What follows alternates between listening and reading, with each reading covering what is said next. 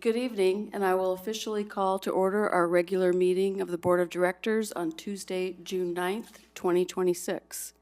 Thank you to those attending our meeting in person, joining us by Zoom, and those staying informed by watching our meeting recording at a later time. The public is reminded if they wish to speak during community comment, they will need to fill out a speaker form located at the back of the boardroom on the table and turn it in to Board Secretary Kim Colvin, seated at the end of the board table on my left. Comments will take place during the designated community comment portion of our agenda.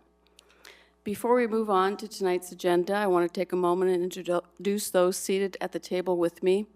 To my right, we have Superintendent Degner, Directors Horn Fraser, Eastham, and Williams.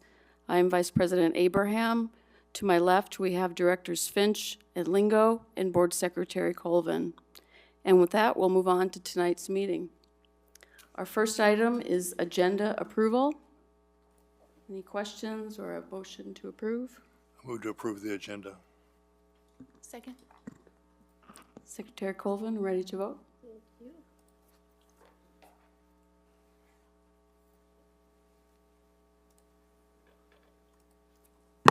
Online voting is open.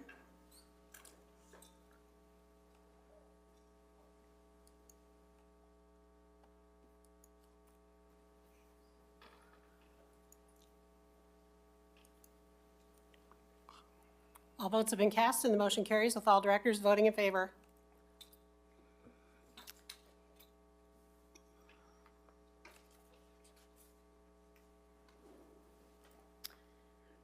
Next item is community comment.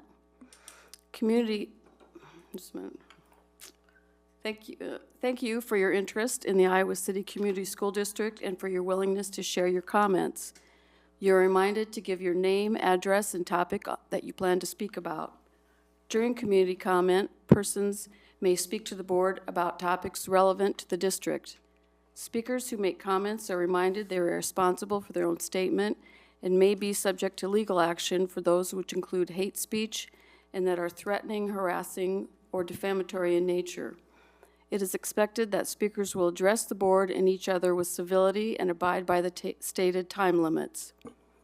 All community comments directed at non-agenda and agenda items will take place at the beginning of the meeting and will be limited to 4 minutes per speaker and 5 minutes for speakers who have the assistance of an interpreter.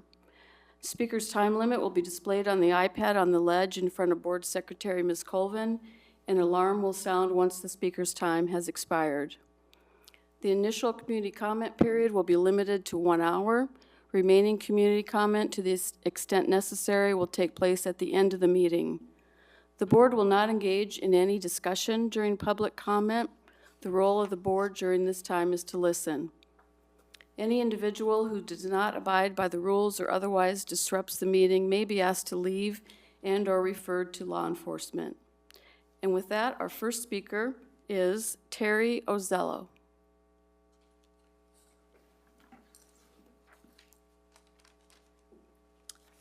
Hello, my name is Terry Ozello. I live at 1017 6th Avenue in Iowa City. I've lived in the same house for 41 years. I've lived in Iowa City for 49, so I think I'm a lifer. I am a resident of Iowa City, and I'm a voter, and I'm a taxpayer. And this is the first time I've ever done this, so I'll try to be quick. My husband and I raised 4 children in Iowa City, and they attended public school. We were very pleased with their education in public school, and I think they were also. I did some volunteering with some of the activities while I was working full-time. The thing that concerns me now is the situation that's going on with the financial issues of the school district. And the school board, it seems like everything keeps going towards Mr. Dinger. I would just want to remind the school board that you are elected by us residents to help run the school district. And it seems like somebody should be able to explain how we got here, how the school district got here. our government has a system of checks and balances. Many businesses, most businesses who have a board of directors have a system of checks and balances. So why did it seem like the school district, the school board, was so surprised by all of this? And then, of course, the city, we people who live here and pay the taxes.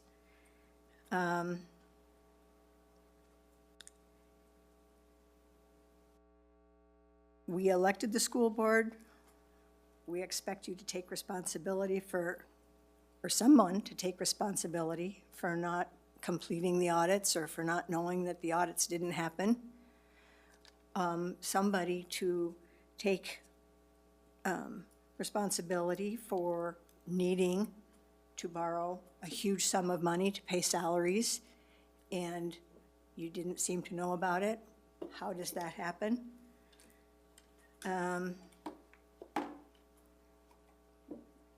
I think everybody has a choice. And if no one knew about it, then there's a flaw in the system. My last thought, I guess, my final thought, when I was younger, I had teachers and employers who had a favorite thing that they would say, that if you're going to point fingers, if you're going to point a finger, then you need to know that there are 3 pointing back at you. So hopefully you can all figure out who's responsible for what and let we, the community, know. Thank you. Thank you. Next, Alyssa Maggot.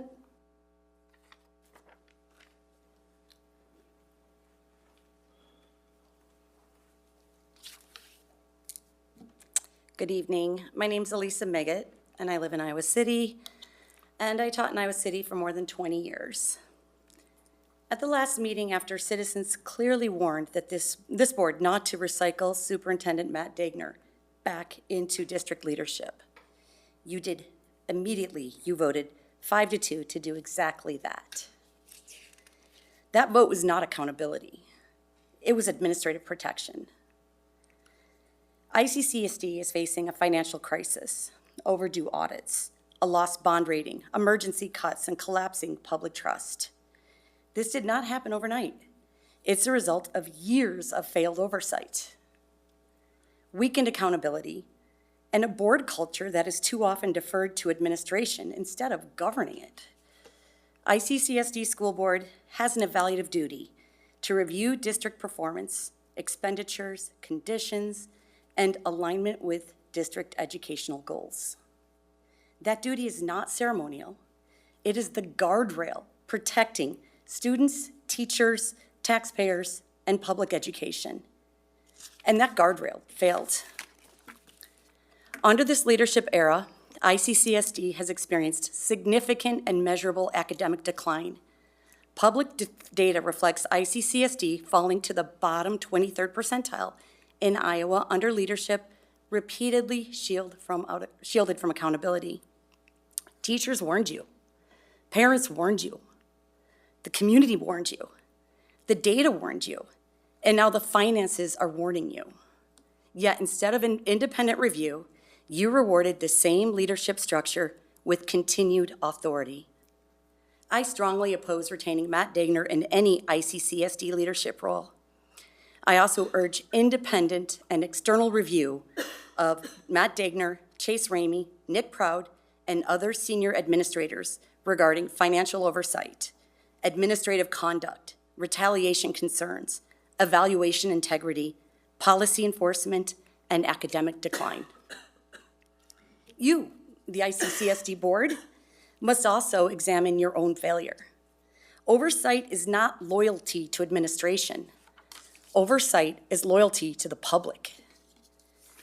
The 5 long-serving board members should seriously reconsider whether they can credibly continue serving after presiding over this period of academic decline, financial instability, ignored warnings, and public distrust. This moment requires more than budget repair. It requires independent investigation, structural reform, and new leadership. Our students only get one education. Our teachers only get one career. This community cannot afford another minute of denial, shielding, and decline. Thank you. Thank you. Next is Karen Fox.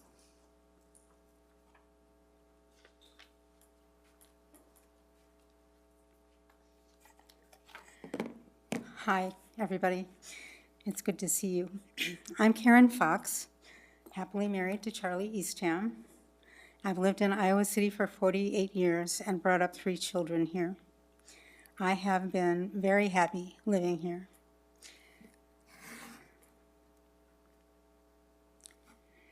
In the last few board meetings, I've witnessed things that I don't expect to witness in our fair city. I've seen rudeness, I've seen bullying, I've seen statements not based on fact during the comment period. And you are stuck there, unable to respond in any way. My knowledge of Iowa City is that we are a caring and compassionate city. We carry a lot of knowledge, we're open-minded, and we reason things out. Being a member of the school board is not a job, it's an elected volunteer position. Nobody's paying you for all of the hours and all of the heartache and all of the frustration and all of the stress that you're experiencing. I'm sorry. As we come through this very, very difficult time, my phone's not cooperating, I want to say that I'm grateful for your efforts, and I think it would really benefit the board and the community if there were some way for the comments to be gathered and collated and responded to at some point in the meeting. Responding with the facts where facts were not understood correctly. And sometimes those statements were not even based on truth, and that should be addressed too. So if the room could be made for that, I think that the communication that would happen between the board and the community would be greatly improved. Thank you. Thank you. Next, Michael Parrott.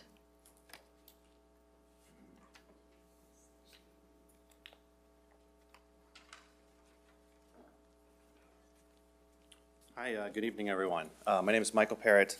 I'm a parent in Coralville, a 2005 graduate of West High, and a small business owner where I work with CFOs to help them with digital technology and improving their businesses. The issues uncovered this year I'd like to highlight are not technical accounting issues. They're a failure in fiduciary responsibility by both the board and district leadership. Decisions were made over the past few years and spending was approved without knowing if we had money to spend or not. Even tonight, you're being asked to approve spending of money and accounts payable information, for example, that I guarantee you none of you had the time to go through. As a result of this, students, teachers, and the community are going to be paying a price for years to come for this as we rebuild our finances and improve the financial health of the district. I joined today's SBRC meeting earlier to listen in. One thing stood out to me. The district appears woefully unable to understand basic financial metrics, as demonstrated in the interviews and comments. First of all, it was mentioned in the meeting that we're projecting a positive year-end balance, but the district had to be corrected that it was only by a razor-thin margin of $0.9 million, as well as the fact that it includes millions of dollars in one-time benefits that won't help us in future years. This is very different than having a sustainable 5 to 15% financial buffer, as is recommended by, by industry. The second point is the district has stated a few times that there's a new finance oversight committee, and that was mentioned today to the state.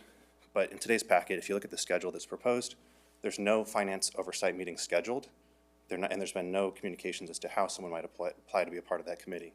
So although I think it is a good initiative, I think it needs to progress and actually happen.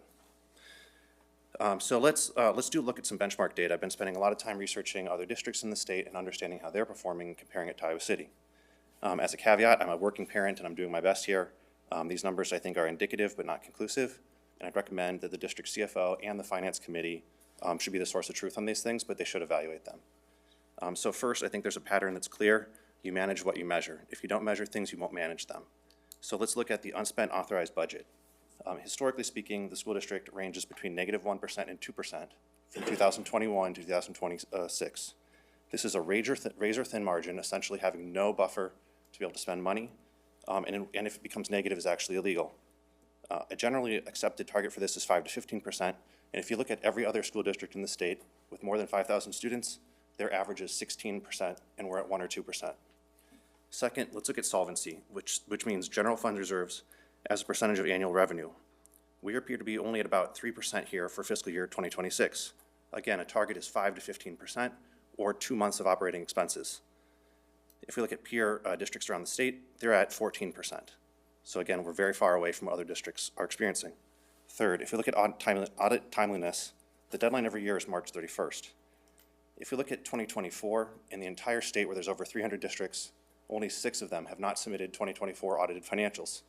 And besides Iowa City, the others all have hundreds of students or maybe 1,000 students. So they're not the same type of district.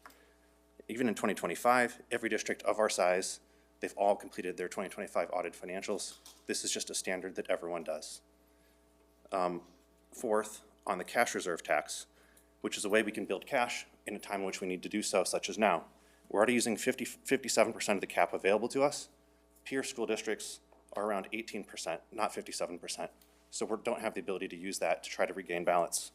And then fifth, if we look at building debt per student, to the best of my estimation, we're about $16,000 to $17,000 per student, with peers at about $13,000. So we have a heavier debt load, and this maybe have something to do with the SAVE commitments going further into the 2030s. So we're debt loaded. We don't have any room for cash to spend. We aren't tracking our financial results, and all these things, I think, come to a predictable end with the severe cash flow problems that we're facing today. Thank you. That concludes the community comment part of agenda. We'll move on to the public hearing on the resolution for conveyance of an interest in real property. Now is the time and place for the public hearing on the conveyance of an interest in real property. The real property is legally described as follows: those portions of the south half, S1 half of the southeast corner, southeast 1/4 of section 17, and northwest quarter, NW 1/4 of northeast quarter, and E 1/4 of section 20, all in township 80 north, range 6 west of the 5th PM. That is described as Auditor's Parcel 2018040 on plat of survey recorded in Book 62, page 98. Plat records of Johnson County, Iowa, subject to easements and restrictions of record. The Board of Directors set the date for this public hearing on May 26, 2026. Notice of public hearing was published in the Iowa City Press Citizen on May 28, 2026. Are there any questions from the board? What is the final price on this, or do we have that yet? I don't have the exact, but it was 3.3 million, give or take. Give or take. So about 800, probably about $700,000 to $800,000 than what we paid for. Correct. Yeah. Thank you. Are there any questions for the public?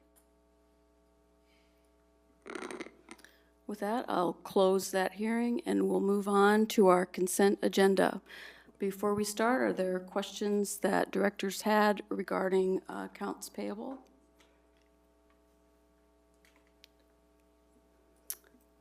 Okay, are there any items that directors wish to remove from the consent agenda? I need to pull number 10, the Iowa City Community School District interagency agreements with before and after school programs.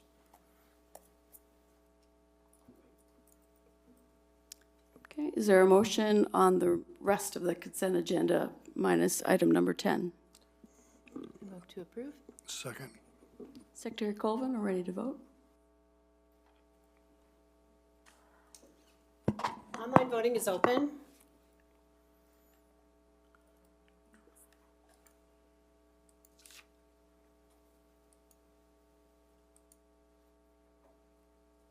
All votes have been cast and the motion carries with all directors voting in favor. Director Lingo? Oh, for me. Number For- 10, long and short of it is that I now serve on the board of the Longfellow After School Program along with my wife. So it's not like a huge conflict of interest, but technically speaking it is. So I'm going to abstain from it. Okay, is there a motion to approve item 10 on the consent agenda? I move that we approve item 10 on the consent agenda. Second. Secretary Colvin, are ready to vote? Online voting is open.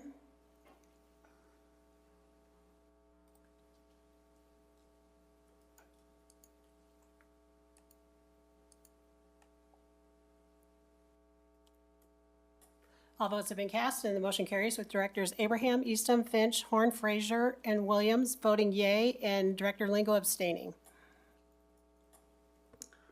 Okay, thank you. There are no committee reports tonight, so we'll move on to policy review.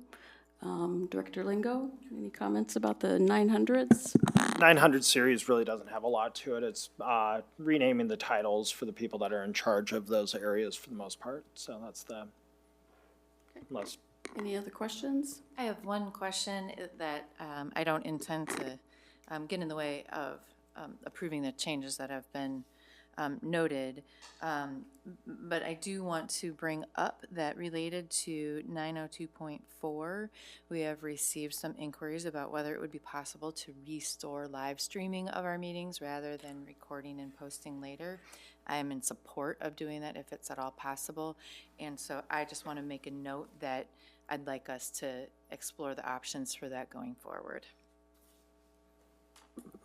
I would be in favor of that also, although I think there were some significant technical issues when that was looked at earlier. And hopefully we can resolve those. Kristen, will you go ahead and share what we got back from legal?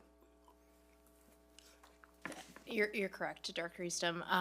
It's not so much technical issues as it is accessibility components and measures that we need to make sure are in place. And so we're currently exploring how we can make that possible to be able to meet those standards, and also looking at the costs that might be associated with that, with those measures. So we can definitely report something back to the board.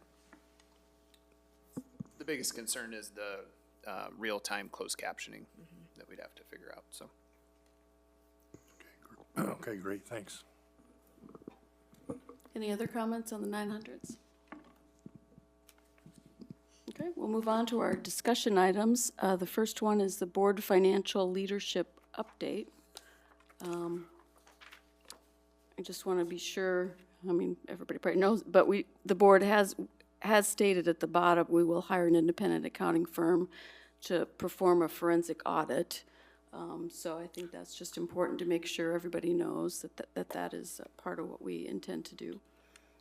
The one thing that came up really pretty often at the SBRC hearing today was board education on school finances. So I know we talked about it earlier, but I think it would behoove us, especially by the October 23rd, was it October? Sometime in October, they told us that we'll be back there again to have at least a few training sessions or whatever it may be. And probably more than just the basic IASB conversations that if you're so for the people out there, if you're a new board member, you can go to the Iowa School Board Association's annual meeting and they have some trainings, and I would like to get more in depth than what those trainings covered. I agree with you, and I think that it would be helpful to, as part of those trainings, to look at the reporting that our team is developing for board review purposes and practice. I agree, and I almost wonder, like, I don't think one is going to be sufficient. So I'm wondering if maybe we could even start as early as this summer, because our committee load work goes down. You know, we don't have education committee, we don't, and so since we have, I hesitate to frame it as extra time, but since we have a lighter load during the summer, maybe we could find some time and space to start that now. I'd also, in thinking about the information that's available in this document. One of the things that strikes me that is not listed here, I don't think, but information about the financial so I would like to update that we did not just reexamine the charter, but we approved a new charter, and we're getting that going. I think we'll talk more about when that will be as soon as possible, I hope. And then I would like to, I have some things to bring up in agenda setting related to communication that I think might be relevant to this document and how I'd like to make it more useful to the community. Where are we at with putting the application on the website for the Financial Oversight Committee, and do we know what that process is going to look like and what our timeline is? So without Chase here, I just might ask for a point of clarification from you all. So on the 26th, that wasn't approved at the board table, right? It just came out of P&G that the Financial Oversight Charter was approved, or did you approve it at the board table? We did approve it. Okay. Last week. So we are in the process of those applications and getting those posted to Director Finch. I think we'd like to accomplish that here, obviously, before the next meeting. So again, we want to get those going as soon as possible. I did just want to clarify, that we didn't need another point of action for the 23rd, but if that's already occurred, thanks for refreshing my memory on that, then we'll get those posted just as soon as possible. Okay, so, and just so I understand what you just said, so is there an application on the website that people can go to and apply, or it's not there yet? No, Okay, it's not there yet. got it. So Yeah. we're working on Yeah. getting it there? Yeah. Okay, Yep. all right, And wonderful. my understanding was that was your guys' preference, right? That would be right there on the website to do. Okay, Yep. great. And just to clarify, there was just one thing we discussed in that policy to resolve later, and that was about the instance when there is somebody who leaves the board before their term is up and the process for a so we felt it was fine to approve the policy, go forward, and then figure out that detail later. We'll And get do- that done in a hurry here. We've had people reaching out, as I'm Yeah, sure you guys had lots, too, and so we yeah. want to be able to direct them to an application, so. Do we yep. know what that application window is going to be?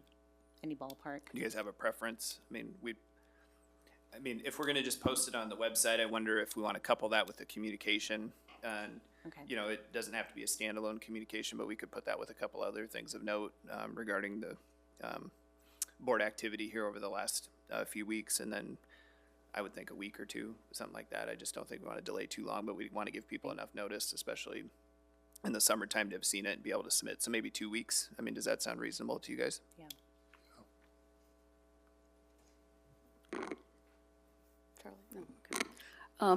The other thing I'd like to somehow put on here is what the board is thinking about the hiring process for our HR, for our chief HR person. If we want to, what do we think is the best plan at this point? Interim, I don't know, what do people think about what we should do? Because obviously now we have, as of June 30th, we won't have an HR person, so.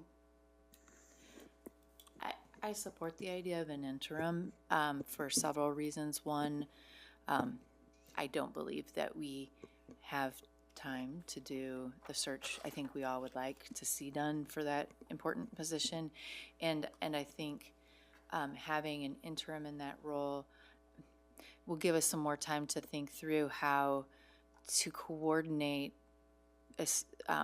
hiring a permanent person in that position with the upcoming studies that we're putting out RFPs for. And so I think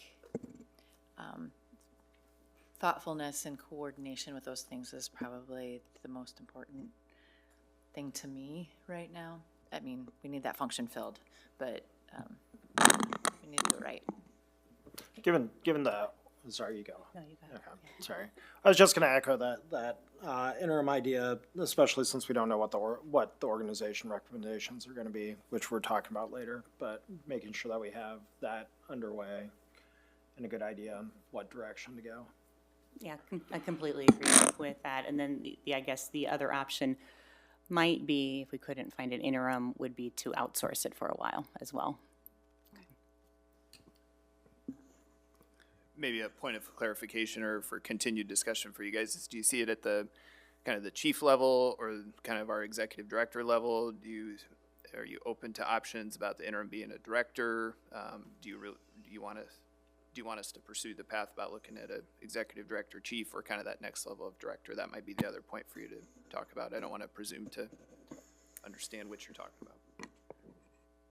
At this point, I would prefer to start at a director level and then get the org study and see if the recommendation is to elevate it to a chief level. I remember when it was a director level, and so I know we've done that in the past. And I think it's always easy to add to the organization, but when somebody's in a role, it's hard. It's not impossible, but it is tough on them to decrease. So I'd rather start director and just work with that and then get the results of the study. Do you think that will work well with the, when we're going to have an interim superintendent, but after that, a permanent superintendent? And is there any reason to think about delaying a permanent HR person and director or leader until after we've selected a permanent superintendent?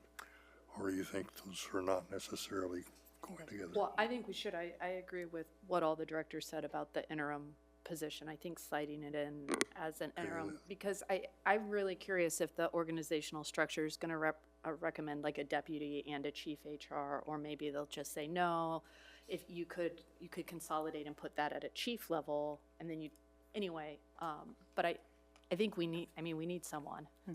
Right. Someone has to do the We're work. thinking we want a year, a person that would possibly commit to a year. For a year. And then I wasn't present for kind of the discussion about the interim superintendent, but I would be less concerned if the interim HR person applied for the permanent position and eventually became the permanent HR person if they were qualified and the best applicant of the thorough search. I don't think it would be disqualifying for them to get the permanent job necessarily. But I think at this point, there's just so much uncertainty with what the recommendation is going to be for organizational structure that I hesitate to make anything permanent, because I want to make sure we do the best structure that is recommended. I agree with you, Director Williams. Yep. Sure. And another clarification, is that something you want us making a recommendation to you on? Do you want any help with outside search to complete that?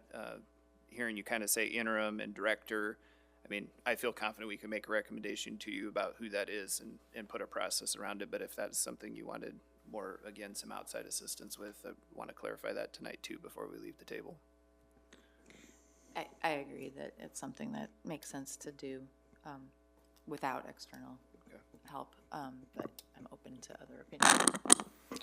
I think that makes sense, but I would also add that if we're going to do the interim, to hold on to the interim role until a new superintendent is found, and then have that as part of their hiring team, or not hiring, you get what I mean, part of their team. Give them the option to work on that. So, Director Lingo, you want the new interim superintendent? no, to the make new that superintendent, whoever, the permanent. Do you think we should post it as or frame it as a 2-year interim position? I mean, because in theory, the new superintendent would probably not start until next July 1st, and then they'll need some time to, or a 1 year with an option to renew for another year in the interim. That would. I don't know if we can do that, but maybe just something, that we may just need them in, because I should say, I agree with you, Director Lingo. I like that idea also, but.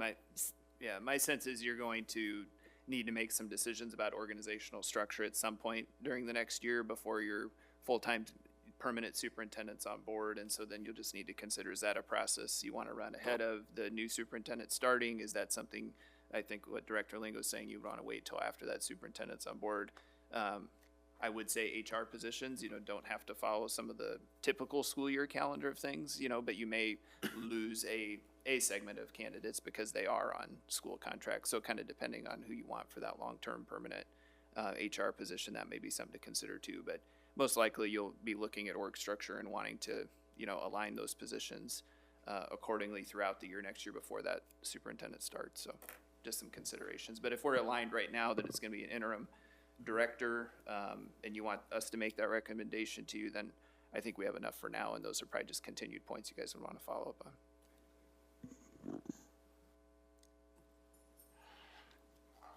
Okay, anything else on that topic? Anything else on the board leadership document?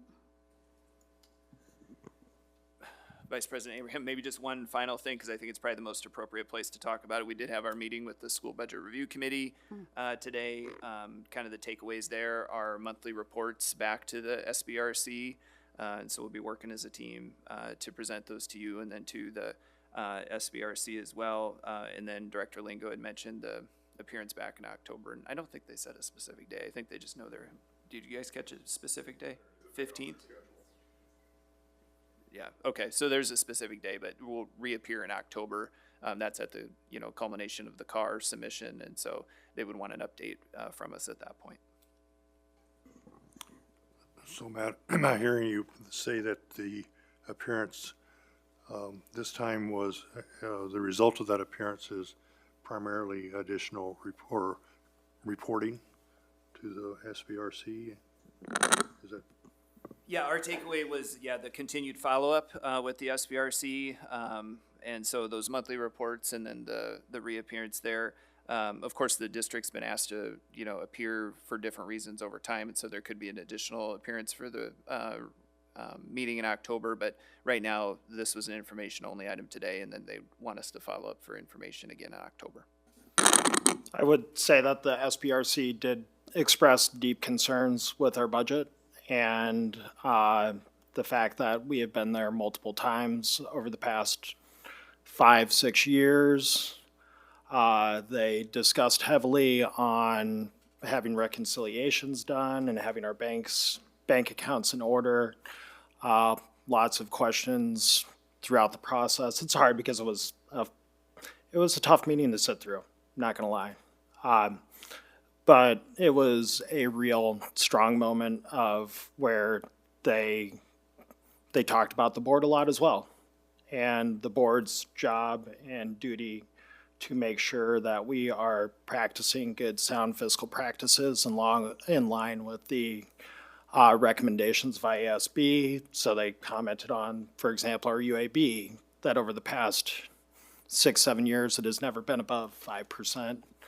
That this year, I think it was that we're only at 0.9% projected. Is that this year? Was that 25? I can't remember. But just really pushing on, this is my takeaway. This part is that the board really needs to show strong signals of strong financial oversight, because it was mentioned at one point about the Board of Education and potential for state takeover. Now, the SBRC, the majority of them said that they are not for it, but it was brought up and discussed at that table today. So, But that wasn't the majority of. but they don't finding decide of on the it. That's the SBRC. that's the State Board of Education. Then they discuss that the packet of what it goes on the SBRC, that packet of notes does go to the Board of Education for discussion. So, And to follow on, I agree that there was a strong message that to the board from that committee today. And I think that we'll have an opportunity to talk about how to access additional training for all of us. I also want to clarify that it was my view that while there were questions about that, about what happens or what are the conditions under which the state might come into a district, there was a lot of discussion about how that happens, because that is not the purview of that committee. It's the purview of the State Board of Education. And my sense at the end of that meeting was that while yes, they were appropriately concerned. But they also, I think, could see the progress that has been made and the guardrails that are being established going forward. And I think that they're also acknowledging that we are in a period of transition in our district. And so I view the opportunity to have regular reporting and another informational meeting as a positive way to help all of us stay on track, and a support rather than a punitive measure. So I think that's a good opportunity for us. One thing that I would also add is if we can get 3 board members there at the October meeting in person, not to discredit online, I think it would show a strong positive message to the committee. So I was scheduled to be on Zoom today and then could not break away from my work schedule, so I apologize for that. Can you tell me more about the June, is it the June 18th date? What should we expect done? They just said that they'll discuss the SBRC packet, so the notes from the SBRC meeting, from my understanding, you can correct me if I'm wrong, Director Horn-Fraser, they give those notes to the Board of Education, and then the Board of Education discusses those notes. It's just part of their meeting. Yeah, it's part of And their that's on the 18th? Yeah. Okay. So should we expect I don't some know. type? Okay. I don't know. All right, thank you. So again, at this moment, I'm not hearing that I should expect to receive a formal report from this meeting of the SBRC. They'll have minutes, Director Eastham, from the meeting, and that's kind of what Director Lingo is sharing, that those get shared with the State Board of Ed. But I think what you expect from us are those monthly reports to come to the board that also go to the SBRC, and then the expectation of a appearance there again in October. I grabbed a set of the minutes and I asked Secretary Colvin to enter them into our minutes under this section for people to look at, but I can pass them down or hand them to you at the end of the meeting, Charlie. This is the packet that they went through, that the SBRC puts together, and they offer their thoughts and some of the things that they found throughout it. Okay, thanks, Mitch. I'll look at them online too, if you don't mind.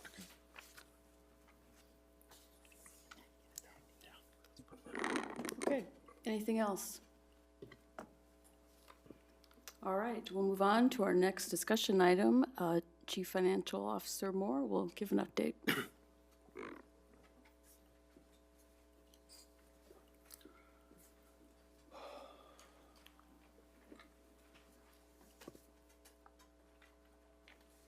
Good evening. So I found right away when I looked at this that I made an error on my first line, and nobody was nice enough to tell me, so thank you. Attached summary chart showed activity in progress for 24, 25, and 26. I have two 24s there, so I did catch that. As reported previously, bank statements for 23, 24, and 25 have been all completed. Bank statements for fiscal 26 this time are still on track for mid-June, so by next week should have those all caught up, which is an awesome feeling, let me tell you. Once those reconciliations are all current, monthly processing will be fully implemented. The goal of the finance departments to have all reconciliations, which that would be investments, everything, payroll, taken care of by the end of June, which means July 1st full rollout with new process and procedures. With the district also being self-insured, an annual Form 509A, which I think I alluded to last month, was filed for 2024, but was filed late. That was actually received, and the fees were actually waived. Late fees were waived. 2025 509A form was also submitted to actuary for final report on 6/3, and we're waiting for a response on that. We're also hoping, even though late filing, potentially waiver of late fees as well. Audit process, we talked a little bit last month about where the audit was. Audit fieldwork was finished on April 17th. We had the opportunity to meet with the auditors in May, have that discussion over the first draft of the audit. Over the next 2 weeks, our team sat down and went through the audit piece by piece. Basically, every page, every grammatical, anything that we looked at, we sent back a summative Google document to perform everything that we looked at and have them take a look and respond. They did take vacation, so they got back in the office yesterday. So we're waiting for what they've done as far as a review what we've sent. And also, we have potentially asked if they would be willing to come to the June board meeting, your second June morning, and present the audit at that point.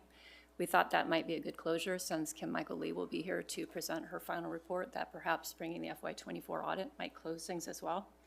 I will tell you, it's a little in play right now, so the moment I know if it is or isn't going to happen, you're gonna know, but that is our intent at this point.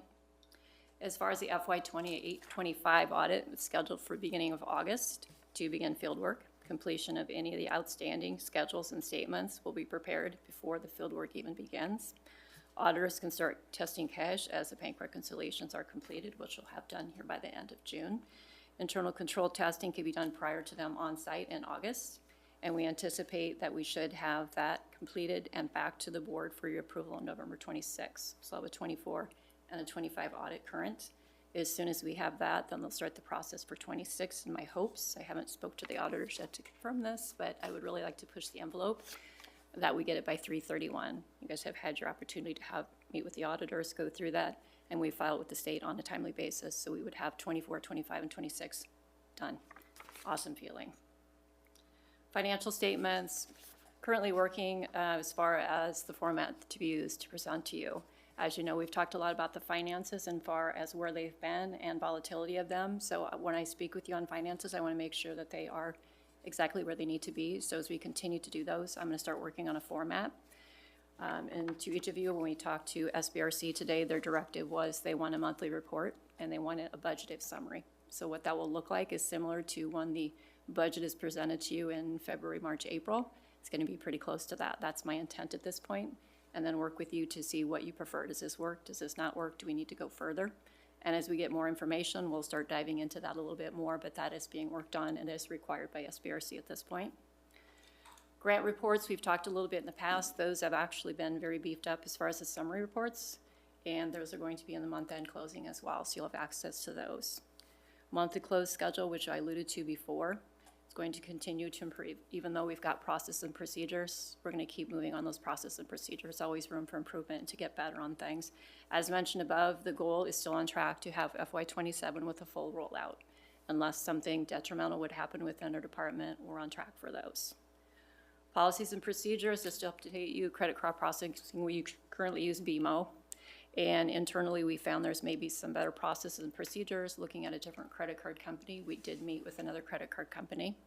And although there is some additional enhancements, maybe some smoother processing, we do get a rebate back from BMO. And that is through the Illinois Association of School Business Officials. So we would need to weigh the rebate versus internal processing and what makes the best fiduciary responsible. So we'll be looking at that. Lastly, account codes and structures. I'm continuing to get up to speed on everything, obviously. And as I continue to look through the general ledger, I see there's a lot of efficiencies that we can do, very small things. So I'm going to be working on a document internally along with collaborating with a lot of other people as far as account code structure, meeting with people, starting to talk about what a revenue code looks like, what an expenditure code looks like, how do I code those, how do I know kind of things. Quite simply, we just have to educate people. That's what we have to do. And how the account codes are used impact all aspects of financial reporting. So it's very important that we get up to speed on all of those. Any questions about anything? Awesome work again, Pat. Really appreciate Thank you. what you're doing, and looking forward, to getting things done and onto a revised system.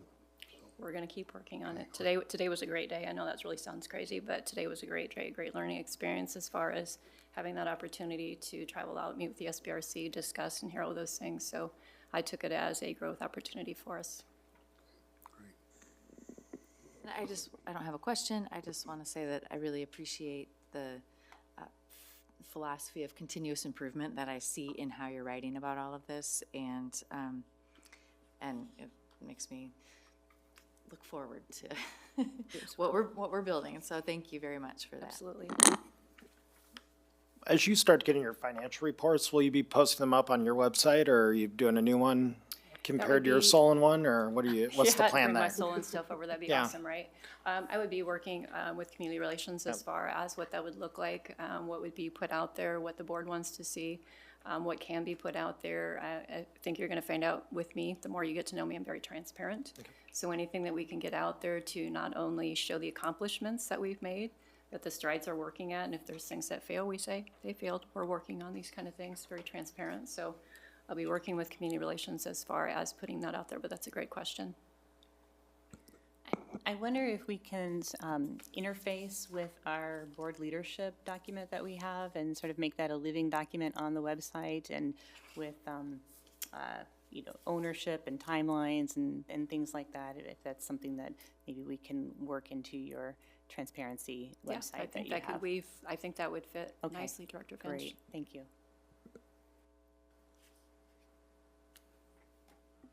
Well, thank you very much. It was very informative. I Thank you. appreciate it. And Appreciate I it. like the way you said today was a growth experience. That's I appreciate that, yeah. Our next discussion item is the RFP compensation study and organizational efficiencies. Yeah, I'm gonna have, Superintendent Degner. oh, sorry, Molly. Chief Operating Officer Pratt is gonna talk through those. You have 3 different scopes of work there we wanted to show you this evening. The titles are pretty self-explanatory for what they are. If you've reviewed the scope of work for each of them, they're kind of lengthy, but I think that's what we're looking to capture is the best data we can have to make the best decisions we can going forward. We have different groups that we've met with overall for each one that have indicated what they do and what services they provide. So the RFP is somewhat reflective of what we've understood from those groups is a reasonable amount of work on their end. We will post these after this discussion. They'll get posted tomorrow morning on the website, and we'll broadcast them that way and get some responses and get rolling on some of these things. So any specific questions about anything in any of the 3? Go ahead, Charlie. Oh, sorry. okay. Yep. Just comment, Kurt. For the enrollment study, I noticed that among the factors that people doing this are supposed to look at includes student migration, which I think is, to me, is occurring and may not have been looked at really, at least in the way I could understand it, in previous studies. Sure. So thanks very much for ensuring that was included. Are these all happening in tandem, or are these sequential? In terms of the selection, The work? I believe the work is all happening in tandem Okay. together. And there's certainly maybe some outcomes that might warrant maybe a new process after the completion of some of these overall, but I think we'll kind of know that, cross that bridge as we get to the conclusion of some of these studies. Okay, thank you. This would be, I mean, I know the answer to the question, but the demographic study, we can't do that until we have fall enrollment, correct? Or how does that? I mean, fall enrollment would be one piece of their work overall. A lot of those groups do a lot of their work based on the birth rates and taking our own data in terms of geocoding locations. So I think that's maybe a component that would be added within that overall. So the timeline, well, I guess what I'm getting at is the timeline with that in the past, it's usually past the enrollment date, the enrollment cutoff date, correct? Or I think ideally, Director Lingo, we'd like to get them started, and then like Kurt's shared, if that's a step of the process, if we can get them started on the study and doing some of the other elements, and they wait on the enrollment data coming in, maybe that can be one of the last pieces of data they're waiting on to complete that. Yeah. And our data team overall tracks enrollment very closely, and so October 15th isn't necessarily always a surprise in terms of what our number is. Typically, we're tracking that as we get to that point to have some idea of where we're at overall. I, first of all, just wanted to say I think these RFPs are really well done. And I had one general question across all of them, and that is whether you have in mind a timeline generally for the duration of these projects, or is it you're just going to see what the respondents come back with? Yeah, I think that's something we'll need to lean on the respondents for. I know the compensation group, I believe, that we talked with indicated they'd have a large number of on-site interviews that they would be doing to understand roles and responsibilities in some of that work. And so, yeah, each group, I think, will have their own, a little unique process to it. Certainly, if the board has a defined date that they would like to see conclusion of any or one of these items, we can add that into the RFP of final deliverable by, you know, December of 2026 or whatever that might be. We can certainly add that. No, I didn't have, I was just thinking about putting myself in the shoes of somebody reading the RFP and wondering if there was some timeline. I did, kind of to the point previously of sequential versus in, simultaneous. I was thinking there might be some places where it makes sense to connect preliminary findings across some of these studies, and I'm sure you might be thinking about that, but I think that could just strengthen the Sure. work if there's the option for doing that. I had one question about the organizational review. It appears that it's written to look at the entire district. Is that, and I know, like, for example, the compensation study that's more specific to the administration team, and so I just wanted to clarify if the org review is across the whole district. Yeah, so one of the groups that we'd met with had indicated their process was really driven by understanding our strategic objectives as a district and then overlaying that with what our organizational structure is to see if there's any either redundancies or gaps or anything of that nature. And so we can certainly limit it to specific groups, but I think that group kind of indicated like it's really got to be from a strategic plan on down, what does this look like? That makes perfect sense to me. I'm really excited to see that, but because I had been thinking we were looking more narrowly, but I would love for that tie to the strategic direction to be made in that way. So I'm sorry I didn't make that clear right away. I'm happy fine. to see that. But I think that's all of my questions. Thank you very much.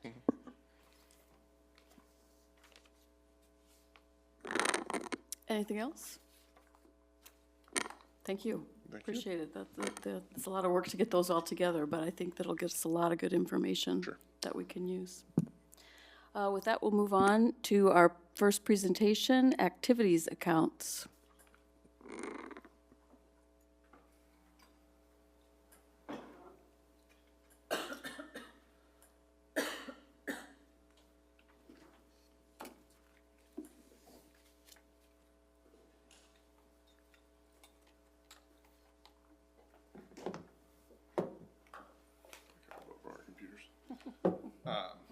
So Pat and I'll be tag teaming this evening.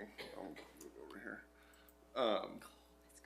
Yeah, and freely admit to start off with, this was kind of something that was on our radar to get done probably for the last 2 months. I would say we needed to, and I know Director Finch, you kind of requested some more information on it. I will preface this with this is a big preface here. So this presentation will probably provide more questions than answers. It's not meant to be all-encompassing in terms of having every last detail ironed out. Pat and I certainly had some takeaways as we reviewed the data, and we'll certainly talk through those and talk through some of our next steps. But and you all will have specific questions about specific things coming out of it. So just preface it that we understand it's meant to open the discussion, not close the discussion necessarily. So please stop us at any point in time. We're just going to do a brief overview of what the fund is and what its uses are, some review of the data, and then what Pat and I have kind of determined we believe are suitable next steps. So go ahead. Talking a little bit just about the Student Activity Fund itself. Supports the student extracurricular programs, which could be athletics, music clubs, students, organizations, and other school-sponsored activities. Funds are generated, used locally from those student fees, ticket sales, fundraising events, and related specifically to that activity. Activity funds must be used for the benefit of the students and that specific activity for which the funds were raised for. School districts are responsible for proper accounting, oversight, and compliance with Iowa law and district policies to ensure funds are spent appropriately and transparently. Student Activity Fund, which internally is known as Fund 21. Revenues are generated from student-related extracurricular and co-curricular activities, including gate receipts, ticket sales, admissions, activity fees. Some common revenue source codes include Source 1710, which is admissions, 1740, which is student fees, and other locally coded activity-related receipts associated with athletic events, performances, and student participation activities. Iowa school districts may charge students certain authorized activity fees, participation fees, admissions, and student fees, student dues related to district-sponsored co-curricular and extracurricular programs, provided the fees comply not only with Iowa code, but with board policy. Funds collected from these fees, again, deposited into the Student Activity Fund and used solely to support the student activities that are part of the school's educational program and provide the benefit.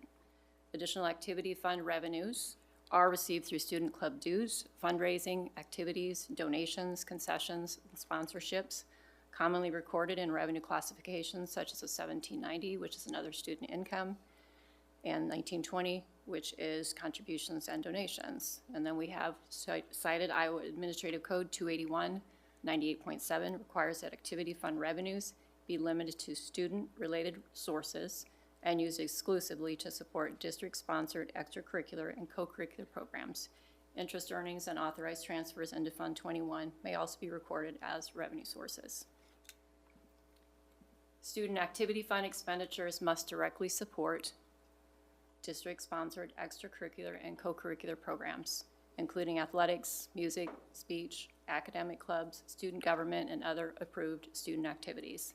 Allowable expenses include officials' fees, entry fees, transportation, equipment, uniform, supplies, awards, event costs, and student travel when deemed necessary to operate and support the student activity. Expenditures must provide a public benefit to students and the educational program and cannot be used for personal gifts, employee compensation, unrelated to activities, or expenses that primarily benefit individuals other than the actual student groups. Districts must maintain appropriate documentation, approvals, and accounting records for all activity fund expenditures to ensure compliance with Iowa Administrative Code, board policy, and audit requirements. I think the one thing I would add to that if you didn't catch it, because it's not really mentioned, there are no salaries that come out of the Student Activity Fund. That is all still coming out of the general fund. So paying our coaches is not a Student Activity Fund expense. That's coming out of the general fund. Thank you, that was a good add. Certified Annual Report, the Iowa Certified Annual Report, commonly known as the CAR, requires all Student Activity Fund accounts to have non-negative balances at year end. This is meant to ensure that not only student organizations or activities reported at spending more money than it has available. Business Office reviews every student activity account before submitting the CAR to identify and correct any deficits that may have occurred during the year due to timing differences, potential accounting errors, or expenditures that exceed available funds. Any negative balances must be resolved before the report is certified and submitted to the Iowa Department of Education. Past practices have transferred funds, not cash, from general to student activity fund to cover those negative account balances. Upon completion of the CAR, these funds are then transferred directly back to the general fund, leaving those accounts in the activity again with that negative fund balance. Any questions on any of that so far? Could you I just? mean, this is probably just my naivete, but that seems like you cover the negative balance and then you take it back? Okay. That's just how it works. That's how it's worked here. Is it allowed by Iowa School Finance? Are we getting to that? Well, I think we'll get some historical data. You see it's been going on for a better part of a decade. Okay, So I'll save it for. Yeah, this didn't happen overnight. And can you tell us what the like ballpark amount is that we're talking to about? We're getting to that? Okay. we'll get to that. Coming up on a slide. Thank you. So, this is just a straight revenues versus expenditures. We'll see some stuff broken out by location code later. You can see, in most years, our expenses still outpace our revenues. And the revenues on this side include those interfund transfers of funds, not cash. Again, we're not transferring cash out of the general fund into the student activity fund. It's just a accounting fund balance that's going over in September and then coming right back once the report's done. But this slide includes those interfund transfers. So you can see even with that transfer, we're still having expenses outpace revenues at that level in a lot of years. Now, FY24 looks like it was a good year overall, but the transfer was larger that year. So this is what I would call true revenue versus expenditures, where the interfund fund balance transfer has been pulled out to see, okay, what's the actual revenue that we've received that didn't include anything to cover those negative account balances. And so you can see what's been done going all the way back to FY15, that it started at 172,000 and then has ballooned over to 900,000 in FY23. And then the graph on the left shows what the true revenue versus the expenses are, where we are not keeping up with our expenses overall. Kurt, and this is, we'll get to the other part later. So when this interfund transfer was done, that took the money out of our general funds, so then our UAB went down, correct? Yeah, Okay. it does count against the UAB overall. Okay, thank you.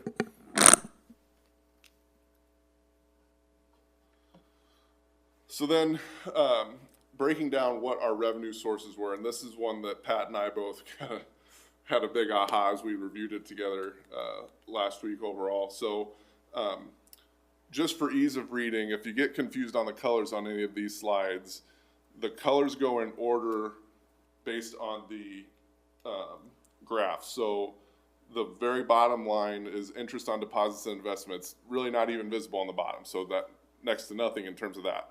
Next one up is admissions. That's the red line. You can see that. Season tickets above that. And so as you're trying to piece that together, just know that the order on the right in the legend corresponds to the order on the left on the graph. So you can see our three biggest revenue sources are admissions, fundraisers, and then contributions and donations from private sources. As Pat and I have reviewed, the admissions level, I think based on both of our best judgment, is not accurate. Things have not been coded to admissions like they should have been. They've actually been coded to those fundraisers overall. And I guess the biggest, I should have made this before I even started really down this path. The district doesn't actually generate any money for this fund. It is all generated locally at the building level through admissions. I mean, all those things that Pat talked about in those early slides. We're not levying taxes for this fund. The district isn't doing anything specifically beyond giving the buildings the authority to have those events, charge admission and whatnot. And so one of our takeaways that we'll get to at the end is we just need to have a reset of how things are coded from a revenue standpoint so that it's accurately tracked. Because while I think our teams do a lot of great things with their fundraisers, I believe the fundraisers within this graph are overstated based on what we'd expect. I mean, the amount of admissions that were in some of these numbers were 150,000 overall, and really, to be honest, between our two high schools, that should have been just the football gate alone. And so we know our other sports maybe don't quite generate as much as football. However, those numbers are just not accurate overall. And again, you can see that that's been a trend for some time. Any questions on this? Similarly, our expenses category, again, same in terms of the stack on the right, in terms of the legend, equates to the stack on the left. So our officials and judges there at the bottom, and then equipment, repair, and maintenance. And that one we probably don't have a lot of. And then transportation. The interesting thing on transportation, you can see in FY23 was a large expense, and then it's continually gone down. That was an active decision, I think, by past business office leadership that they were pulling that back into the general fund rather than charging that to the student activity fund. Now, supplies. That is our biggest chunk, and both Pat and I, that was another aha. We got to discuss this. A lot of things have been charged as supplies that have other object codes within available to them. A lot of that travel, plane tickets have been charged to a 611 supply code. Team meals charged to a 611 supply code. Uniforms have been charged to supplies.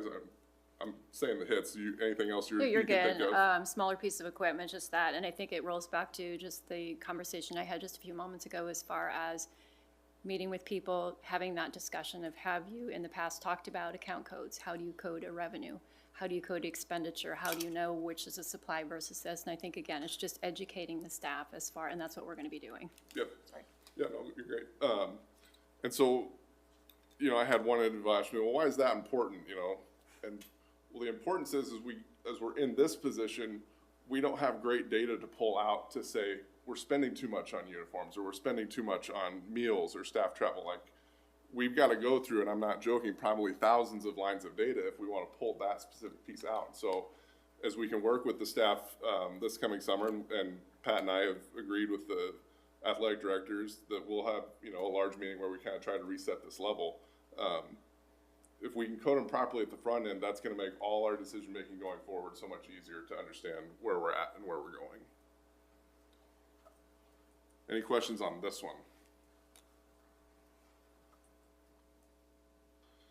So then, revenues by program.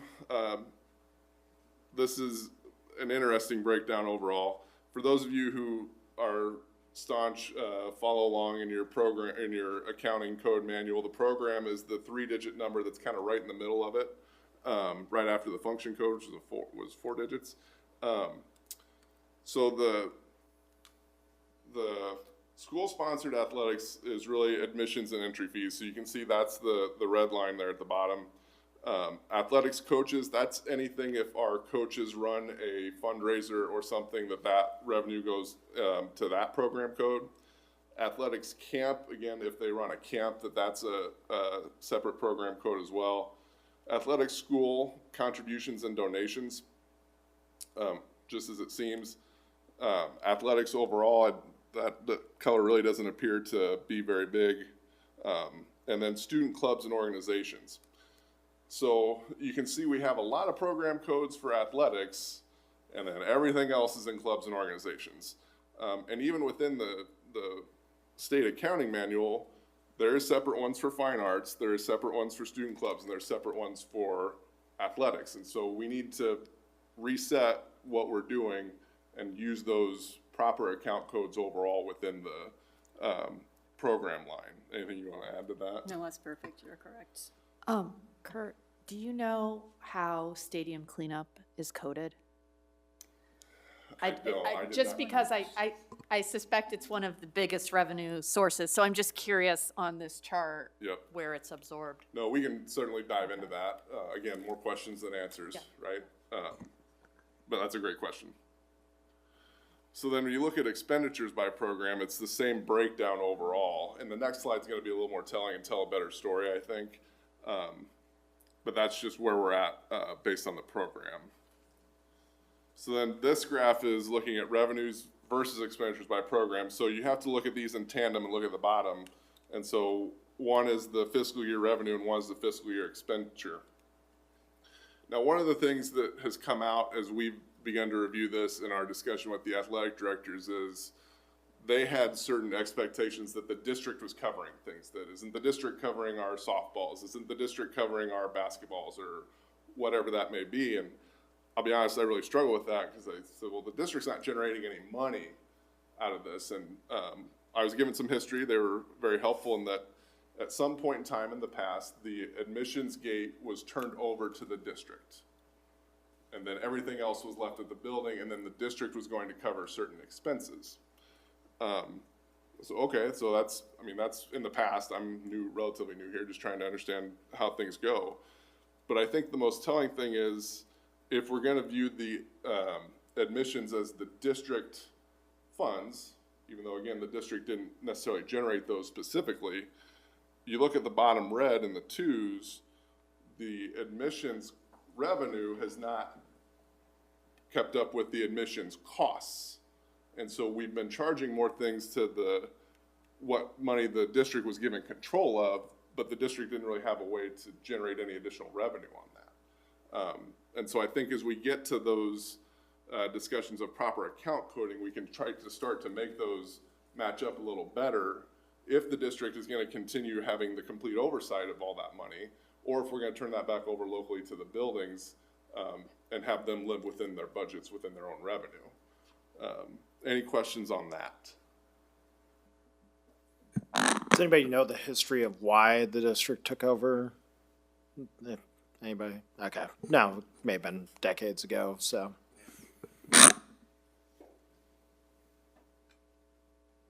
So then this is just what the profit loss, if you take that,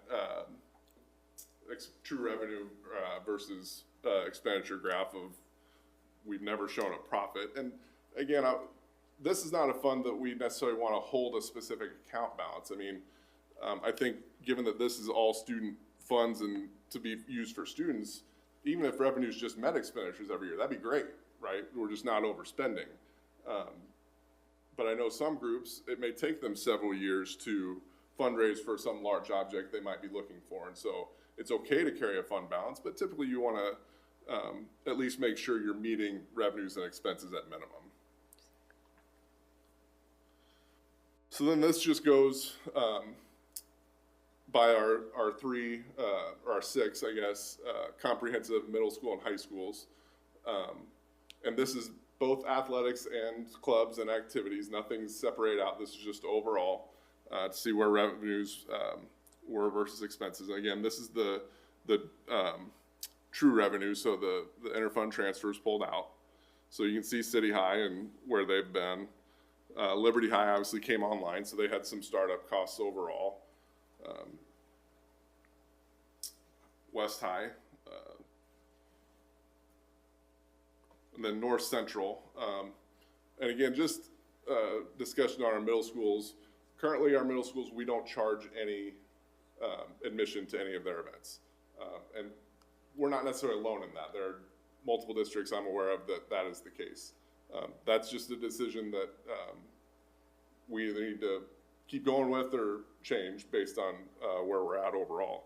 So these groups aren't generating significant income overall. It's more of a question. Well, when I look at the expenditures of the middle schools, they're on par with high schools, even though that there's less students. Is there any particular reason for that, or Well, you look like pay you have- attention to the scale on the left. So the top line here is only 150,000, where if you go back up to the high schools, for West High, it's 2 million. Yeah, but it's still like, if I look at the line at North Central's at $1 million. That's 100,000. Oh, 100,000. Okay. Sorry, I thought it was $1 million. Now it makes perfect sense. Yep. Like Glad now, you asked. yep. It's been a long day. Yep, and so then Northwest Yeah, that makes a lot more sense. and Southeast. And then this is our elementary and other facility revenues and expenses, because our elementary schools are a part of our student activity fund. Those clubs, whether it's student council or any other group, has a piece of that. There is one giant outlier on this slide, obviously. When I looked into that, it looked like there was a transportation cost of like 800 some odd thousand on the revenue side because it was a refund that was in a general account, meaning more of a district account, not a specific location. But as I pulled it up in our system, it had both a debit and a credit, meaning it had been zeroed out. So when the car was submitted, it was still on there, but I think through our reconciliation and audit process is when it had been zeroed out. So I wanted to keep one set of data source on this. I didn't want to have multiple data sources to kind of present differing things. But that's why that outlier's there. I think it's been rectified now, but within the car data, it was still showing up there. So you can see overall the elementaries, I mean, this is all of our elementaries combined, and they're not even barely touching $250,000. So you can take that across 20 buildings. We're not talking about significant funds overall for those. So any questions before we talk about next steps with that? This maybe get into next steps. So generally, it appears to me from looking at this data that our student activities overall are costing more than they're generating fees. Correct. So do you have a good an idea about what the cost of the general fund is across all programs year to year, so we get some idea of what the impact on the general fund is? Well, so the general fund is actually not allowed to support student activities. That has to live within the student activity fund. We've been making the accounting transfer and pulling it back. The transportation piece, we can pull out more data of what we believe our transportation costs that were changed to the general fund have been, that have been pulled out of the student activity fund.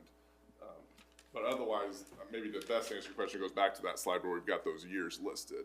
Yeah. I seem to recall, though, that we did pass a resolution at least one time, maybe twice while I was on the board, where we did transfer funds from the general fund to the student activities fund. Is that correct? That is correct. Okay. That's accurate. You can, as a board, pass a resolution for safety equipment. So you could Okay. transfer, have your safety here and make that transfer. That is, per Iowa code, that is fine to do that. You are correct. Okay. So that just protects the UAB though, then, right? Correct. So that doesn't create the negative impact of spending.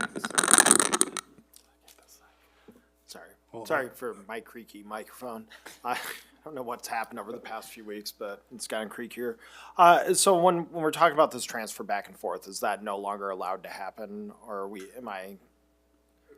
It's not that it's no longer allowed to happen, it was just a real oddity between the two of us having spent time in prior districts. I'm not used to seeing that.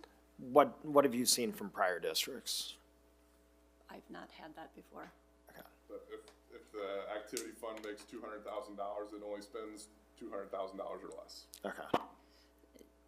So give me an idea about how we are budgeting this. Are each individual athletic director at the building level, are they setting a budget for the year, or how? Maybe we roll into that one. Kind of What does alluded that to our look next- like? You kind of alluded to our Oh, next got step, it. Director All right, Finch, thank sorry. you. Sorry. Do you have questions, sorry, that You- relate to stuff before? We can talk about those as well. Good. Do you want to do next steps, or you want me to? Why don't you go ahead? Okay. So next steps, as we move into this, we've talked a lot about chart of accounts. Update the chart of accounts to be more reflective of Department of Education requirements. It's essential to allow the districts to accurately track and assess revenue streams and expenditures, which is what we've been discussing tonight. The better we do on this end, the easier it is to pull out data and have these discussions. Moving forward, enhanced oversight, staff training, regular account reviews to maintain the integrity of the student activity fund, improve our financial reporting, and ensure compliance with state requirements and audit expectations. Develop and adhere to annual activity budgets. Help ensure student organizations and programs operate within available resources. Prevent deficit balance and provide greater accountability for the use of student-generated funds. And develop public use policy which governs the student activity fund. So to your question, Director Finch, I think it's going to be discussions with those involved as far as what those budgets are going to look like, and just collaborate together to get all this back into a more workable situation. And by more workable, you mean you only spend what you have? Thank you, yes. Yeah, okay. Yeah. So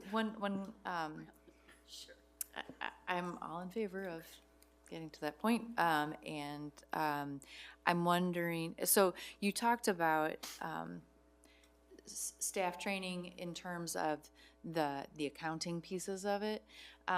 It sounds like also there's a need for some conversation at the building levels and just to kind of level set. I mean, it sounds like there's probably places where there's real, to the penny attention paid to, are we spending only what we have? And then other places where we have kind of created an expectation where there's maybe a way to cushion it. And so will there be conversations about this with, I'm assuming that's what's gonna have to happen? Yeah, and that's the important thing that we've tried to convey to our athletic directors and their teams, and hopefully they can relate to their coaches or anybody watching the meeting later. Not one person put us in this position for this fund. Not one group put us in this position for this fund. It's just kind of been something that's been a past practice and allowed to continue and even grow to a certain point. And so I know, it's hard to, if we have to maybe hold off on some certain expenditures, whatever they may be, It's hard to blame, you know, maybe that coach who maybe he's only been here 2 years and their fund balance is, you know, in the hole by $50,000 that they didn't create, right? It's hard to do that to those folks, but I think overall we just have to have a sustainable path forward that we all have to be in part of and help work together on. Yeah, it sounds like you're just talking about culture change, Yeah. and I think that can be a really positive thing. Thank you. So, so the money result will be that for each building, that building will, student activity cost will equal that building's student activity revenue. Is that fair? That's the intent. Yeah, I mean, I think if we go back to that middle school comment I made, we might need to have a larger discussion of how do our middle schools operate. In my past district, the high school had to basically fund the middle school because the district I was in, the middle school also didn't charge any admission or anything of that nature. And so I think there's still some discussions we're gonna have to have overall as to what that looks like. Well, and part of the budgeting process, though, is I would assume the caveat would be how it, like, you know, if the board sets a policy, like there's no out-of-state travel for, well, the student activity fund will not support out-of-state travel, the clubs or organizations can still do their own personal fundraising to cover those costs. So it's not saying you can't do it, it's just that you can't use this fund to support that expense. What is, am I tracking on that? Yeah, Okay. that Okay. is a reasonable thing to throw out there. Someone give me some WD-40 for my microphone over here. The one thing that I think would really behoove us, especially from the communications department, is to get out information to parents and students and coaches and club organizers about this change, because if we have been fundamentally operating at well, if nobody can answer the gate receipts, I'm guessing this has been going on for longer than the chart that we have. If we're trying to push some sort of, as Director Horn-Fraser put out, a culture change, it's going to be very difficult, but part of that really needs to be educating the community and the parents and the students and the buildings, because I agree with the change, and, you know, the expenses need to reflect revenue, right? But at the same point in time, it's gonna be it's gonna be a difficult pill to swallow, where it's in, like Director Williams pointed out, you know, that they can still fundraise to do those things, but then we're going to get pushback, well, only certain kinds of kids get the fundraise that amount of money to go on a several $1,000 trip, and that hasn't necessarily been a part of something that culturally we want everybody to be involved, but then we have to, so it's just getting the education out there for this kind of shift compared to where we were at. And then, as I brought up before, and I'm not saying making these board policies, but looking at the policies of what is covered, whether it's discussing the charter buses versus school buses. What's the difference on that?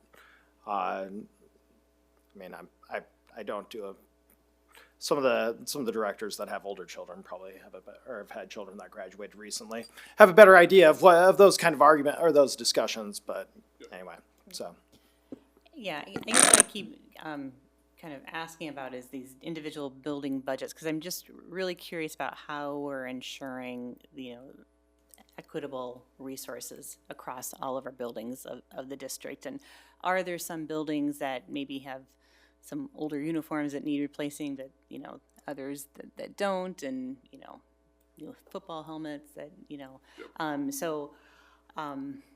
I don't know if there's some policies that need to be developed surrounding that, just to make sure that there is fairness. Sure. Okay. Right, I agree. I mean, I think you can't just say, okay, this school, you raise this much, that's all you get, because it's different needs and different things. And the amounts of this inter-fund transfers, some years, that's just huge. And if a you know, our programs had to cut that much money out, that'd be really detrimental to our programs. So I don't know if we can really, I don't know what the answer is, but just saying you can only spend how much you raise, starting when, I mean, I just think it's gonna take some time to figure out an equitable system, so, yeah. And I just want to chime in favor of an equitable solution as much as possible. And also that I feel like probably at every building there are people who have ideas about how to achieve this. And I really want to have those voices be part of the, whatever the solution is. I think to add to that, you are correct. There's two things to this. This didn't happen overnight. We're not going to solve it overnight. The second part, which I found encouraging, was we had great, I think, conversations on a Zoom Friday with the athletic directors and principals, and they're all willing to work together. We realize we have a problem, and it's collaborating together to get it done. So what ideas do you have to make this better? Let's talk. Let's have those conversations. And I found that very promising.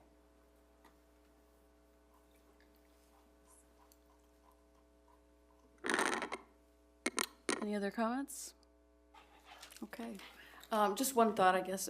The athletic secretaries play a huge role too. I'm sure you know that, so you'll include them too. They'll be invited. Thank you, okay. Thank you. That was a very good report, and you're right, more questions than answers, but that's okay. We had to start, so. That takes us to our next presentation, Save and Capital Accounts. Ms. Gerlach, I saw her at the back. We'll invite Suzanne up to speak with you guys again. You got the presentation loaded there for you as she works to come over to the podium here and get it pulled up. I would just one note, you know, as we're thinking about some of the things that are in the presentation or even some work ahead for the district is obviously the district has several financial indicators or markers we need to hit right before we'd be ready to consider anything in regards to borrowing. And so I think it's just important for the public to hear that we recognize that and that we understand that there's a lot of work that still has to be done. It's just hard for us to also talk about what options are in front of us without understanding exactly what those options are and when those options would be available to us. So nobody's recommending that necessarily at this time, but I think it's just for an awareness about when those options would be available to the district. But again, with the full understanding that there's several pieces of work that still need to happen for the district and timelines that we need to hit. So with that, I'll turn it over to Suzanne. All right, thank you. So we are going to review the SAVE capital funding capacity. Obviously, the recent property tax legislation has had a significant impact on SAVE. That's a statewide issue, not a district-specific issue, but there is implications in the SAVE fund. And then quickly review the SAVE cash flow and the overall impact to it. Also reviewing the PEPL capital funding capacity, and I've provided two scenarios in the PEPL fund, one where it's just cash flowing life cycle and technology, and option two, when we would be ready to borrow out of PEPL, and the earliest date that I would think we'd be ready to do so. So first we will talk about SAVE. Want to first visit about Senate File 2472 took a large chunk of funding and is deferring it out of per pupil distribution to districts into the property tax relief fund. Those transfers were scheduled to be 7.1% in fiscal 27, and that is now going to be 12.5% automatically in fiscal 27, growing to 25% of the per pupil funding by fiscal 2031.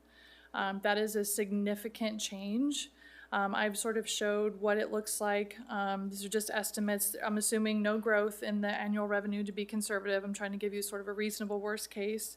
$5 million goes to the Career Academy, and then the property tax relief reduction goes from 87 million to 175 million, growing to that 25% by fiscal 2030, 2031.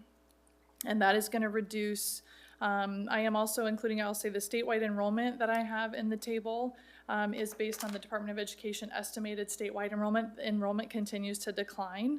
I think that's the expectation. Birth rates just continue to remain such. And then that shows a funding per pupil dropping from $12.99 down to $11.34.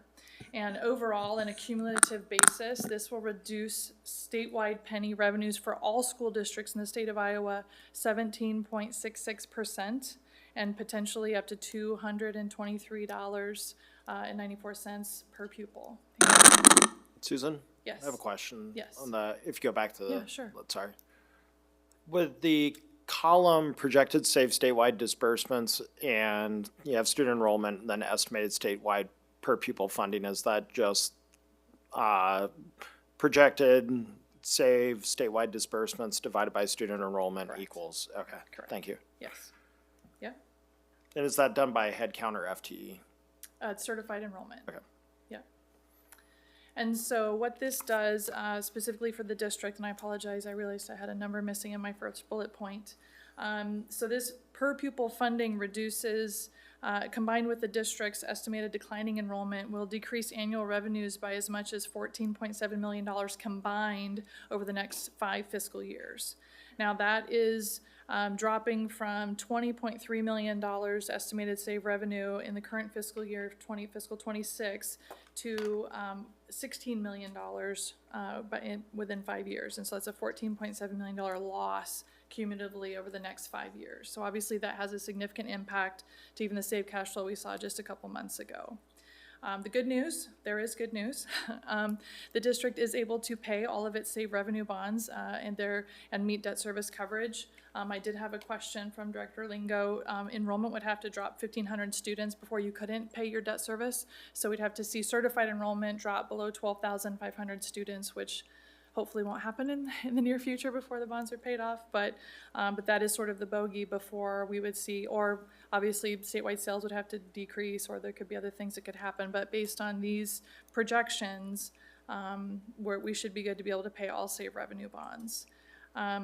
So the save cash flow after debt service is no longer available to fund technology. Originally, SAVE was doing the interfund borrowing from general fund, was going to have that paid back in 2 years, and then temporarily we were moving technology expenses to PEPL, and then moving them right back in that 3rd year. Well, now that's no longer going to be an option, unfortunately.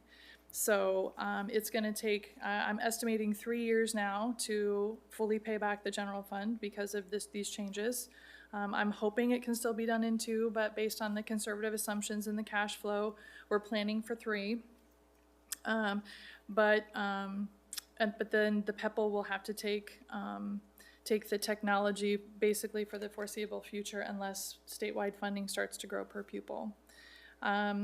So cash flow after debt service will be around $2 million beginning in fiscal 30. After the general fund is repaid, there will be a little bit of cash flow after debt service. We would want to see that stabilize, and then maybe once we have a little bit of fund balance, maybe once we see sort of a stabilization, then some of the technology expenses could come back to SAVE to help PEPL. But for now, we've just let the cash grow in the SAVE cash flow.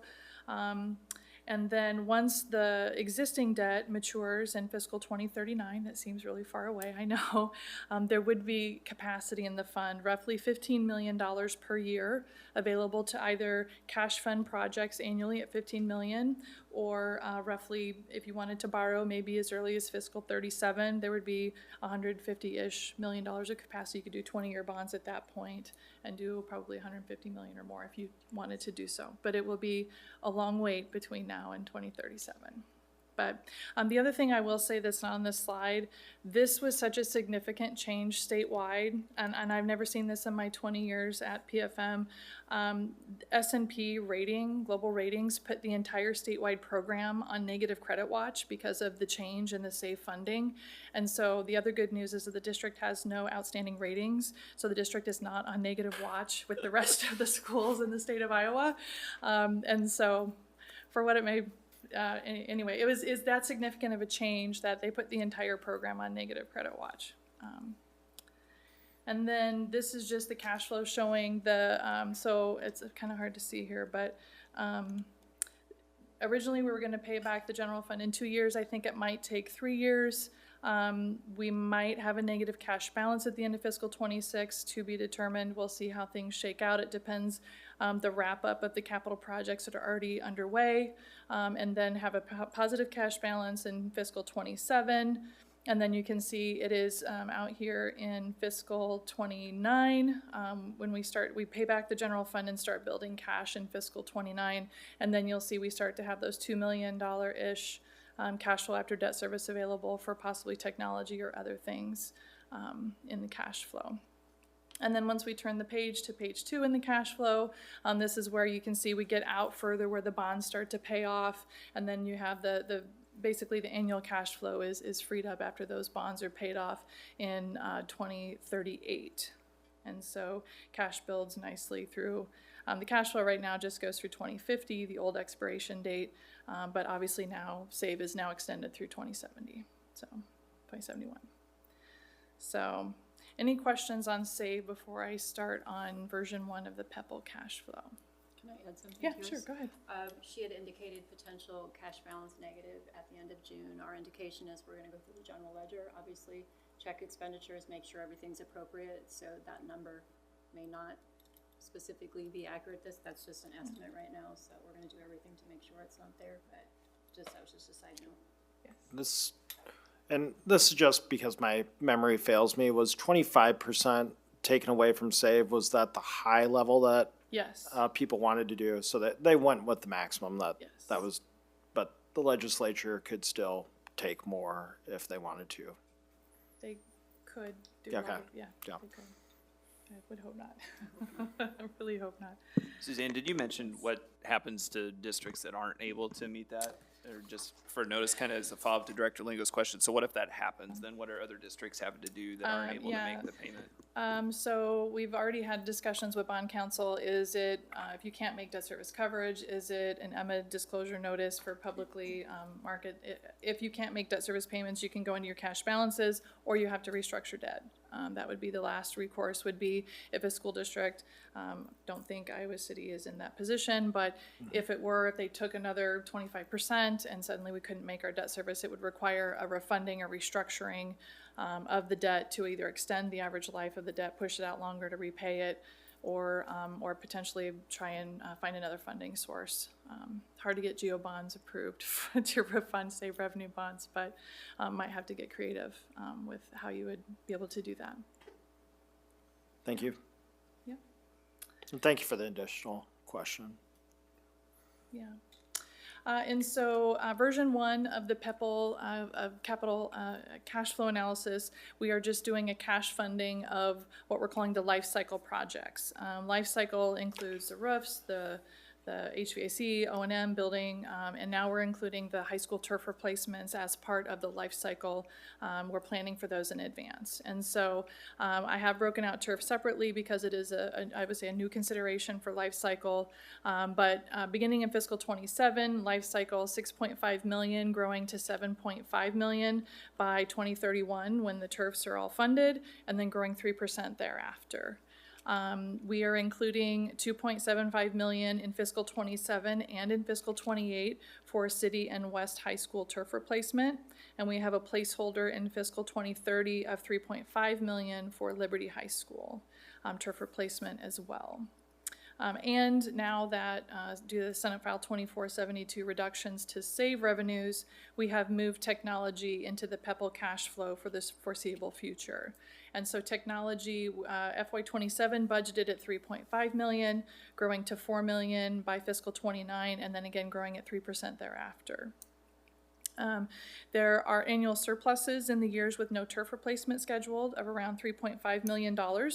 And this allows cash balances to grow to 10 million over by fiscal 2031.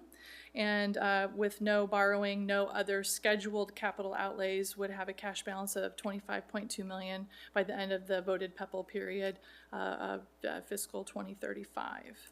And again, this assumes no borrowing in this version of the cash flow. Can I jump in with one? Yeah, you bet. The number on technology, I would say that's just a point to flag that we probably want to do some additional work there and what that budget is and what it would be our opportunities to potentially reduce some spending in that area as well. So that's something we've talked about internally. We just don't have a recommendation to bring to you yet at this point. Yeah. So, one thing I will say that 2472 did give us what I'm hoping will be a little bit of a tailwind for taxable valuations that will enhance the revenues for the PEPL fund. I expect that I don't want to get into the sausage making here, but I expect the residential rollback to reset and increase because these new homestead exemptions on assessed value are going to force a reset of the residential rollback. Commercial industrial going to 100%. Multi-residential is growing 3% over residential and 6% over residential. So this will have a positive impact on the taxable valuations moving forward that will enhance the PEPAL revenues for both voted and regular PEPAL. But I just have a conservative 2.5% growth factor in here, which is the historical 5-year average, just to be conservative. But annually, around $14 million of revenue in the PEPAL fund. And then down below, you can see where we have scheduled at the bottom, just some general O&M, technology 3.5, the life cycle, the larger years, the $9,250,000 in these 2 years includes the 2 turf replacements for City and West. $7 million is just the normal life cycle, and then the $10,750,000 would include the Liberty High School turf replacement, and then $7.5 million growing 3% annually. We also have $3.5 million for technology, growing 3.75 to 4, and then growing 3% thereafter. And then this $3.4 million is the remaining projects that are anticipated to be wrapped up during the fiscal year before June 30th. And again, these are estimates, but we're estimating fiscal 26 to end with around $4.5 million in the PEPAL cash flow based on most recent cash flow estimates. And currently, so any questions on version 1 of the PEPAL cash flow? When does the voted PEPAL come up for a vote again? Is that every 10 years? Every 10 Okay. years, 2035. June 30th of 2035, it expires. Okay, and so that would, what would be the election what year would be the election that they would have to? You'd probably want to do it at least a year or 2 before, I would Okay. say. And I have a bullet about that in the other version when you're borrowing, because depending on when you vote and when you borrow, anyway, but yes. Okay, and the voted PEPAL is the 0.34? The 134, yes. The 1.34? Yes. And the board approved is the 0.34? 0.33. Correct? Okay. Yes. Thank you. Yeah. 0.33, thanks. Yes. Yep. Okay. Yep. Any other questions? All right, so when will the district be ready to borrow? And as it was mentioned earlier, we have the list of things that we would want to see happen before we're ready to start the borrowing conversation. We're thinking that by spring of 2028, the district will have a 27 audit that supports a AA rated credit. It depends not just to have the audits done, but the information contained in the audit, the credit worthiness, the fund balances, the trends, all of the things. And I'm just suggesting that a 27 audit that supports a AA credit, which is where I think the district should be, it's where the district has been in the past. That would be, no general fund loans outstanding, audits are timely completed, and monthly liquidity issues have been resolved. That's sort of what supports that AA credit. And so this version is sort of the version 2 of the PEPAL cash flow, and I've just looked at, okay, if we were to go borrow spring of 2028, how much could we borrow, keeping everything else the same, still funding the life cycle, still funding the turf replacements, still funding the technology at the same levels, taking those annual surpluses instead of letting it go to cash. If we leverage those annual surpluses, how much could we borrow, in 2028? And my estimate is that you could borrow $18.5 million to fund 18.5 million of projects. I've assumed that you would have proceeds in May of 2028. There's only 7 years between the time we're borrowing and 2035 when the voted PEPAL expires. And I'm assuming a 5% coupon rate just to be conservative. And again, the 2035, if you wanted to wait longer, and I think you can vote up to 3 years in advance. I think bond council will have, 2-3 years is probably the earliest they'd let you go.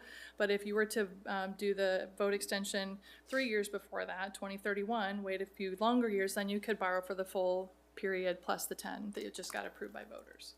That would be a larger number, obviously, if you wanted to wait. But this would be the soonest, and this would probably be the most we could do before a PEPAL vote extension. So just that I understand the timing of the 3-year in advance vote, it's not 10 years from the date of the vote. What the voters would be voting on is 10 years past 2035, regardless of what year we held the vote in. Correct. Okay. Yes. And as soon as you have voter authority, you can leverage against it, even if you're before, you know, the time period the first one's up. Yes, that is correct. And so, again, this is just a summary of the same things. We didn't adjust, we didn't reduce any of the life cycle, we didn't reduce the technology. We literally just took all those annual surpluses and put them towards the bonds. And now, again, the biggest change is gonna be that your ending cash balance by 2035 is less than $1 million. It's only $861.254 now. Normally, that wouldn't be my recommendation, but I do believe evaluations will grow more than 2.5%. There's a lot of things to be seen between now and 2028, and so I bet that, I would be willing to bet that number will be higher between now and then. But that is taking all of the excess cash out of the PEPAL fund and putting it towards the bonds. And then, so this is what the PEPAL cash flow would look like. Again, in the years, I'm wrapping around sort of the years where you have the larger, you know, the turf replacements increase the life cycle needs, and so I'm sort of wrapping around that with debt service starting in fiscal 29, and then you have that 7-year term, and then you're sort of using a little bit of your cash balances to get there. And then this is what the bonds would look like. So to fund $18.5 million of projects, I'm estimating it'd be around $250,000 of cost of issuance. And then total interest on those bonds would be around $4.3 million, just over $4.3 million.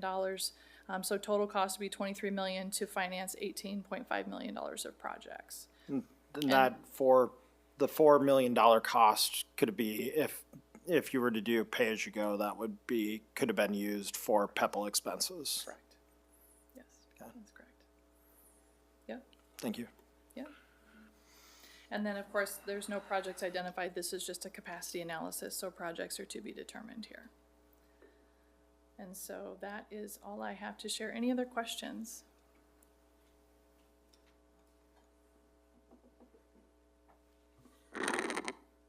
Okay. Oh, Well, Director Lingo had asked about PEPAL life cycle previously. Maybe we Yeah, exchanged an wait, email that was- about it, Mitch, but, Because last year, the Yeah. fiscal year 26 budget showed 11 million with a reserve, with 1 million of that going towards land purchase, which I don't foresee us doing anytime soon. yeah, we just wanted to bring you up an yeah. updated one, because usually by this time of year, we'd already brought you kind of an updated budget for Yeah. life cycle, and so I think we would anticipate that coming back to you this summer to see an updated life cycle budget, right, Kurt? Yeah. Obviously, some of these discussions help inform what that life cycle budget could or should look like, and so we've held off on that for some of this guidance and discussion that we've had tonight.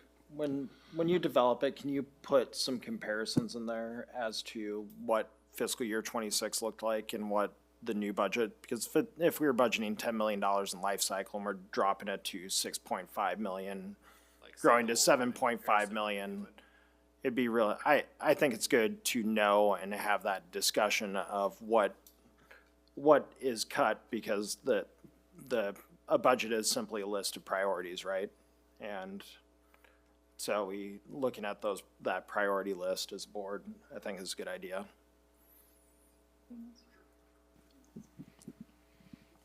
All right, well, thank you. okay. Thank you very much. Appreciate all of this information.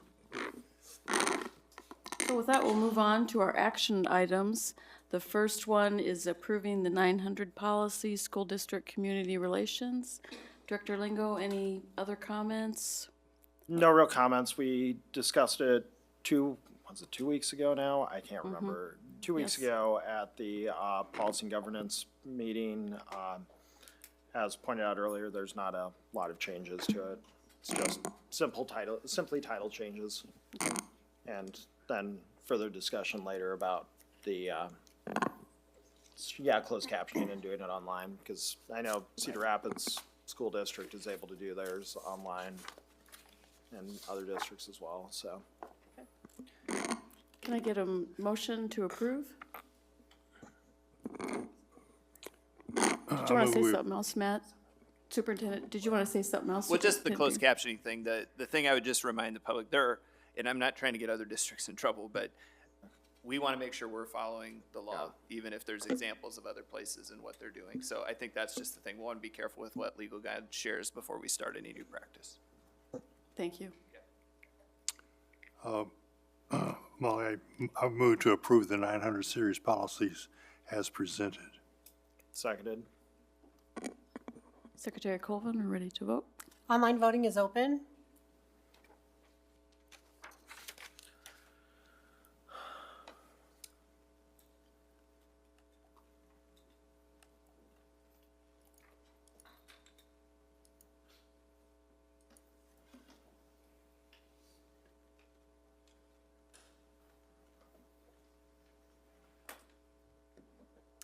Director Eastham, your vote did not come through. Well, I pressed all the right buttons. Stuck out there in cyberspace somewhere. I'm voting yes then. Thank you. All votes have been cast and the motion carries with all directors voting in favor. Our next action item is the 26-27 board meeting schedule. Any discussion? Is there a motion to approve it?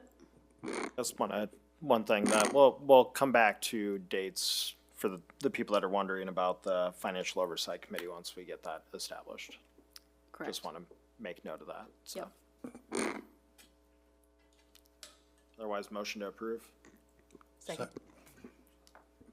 Secretary Colvin, are ready to vote? Online voting is open.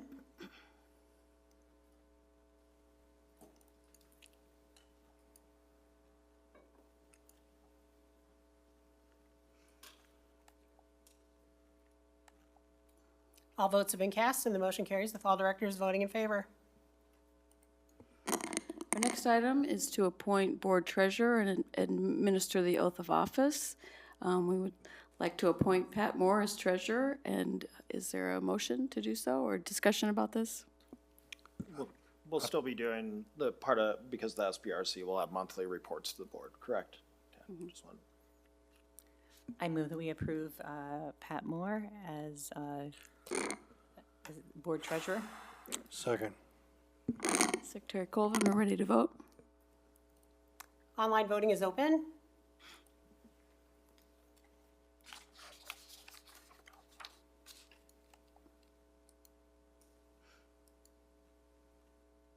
All votes have been cast and the motion carries with all directors voting in favor.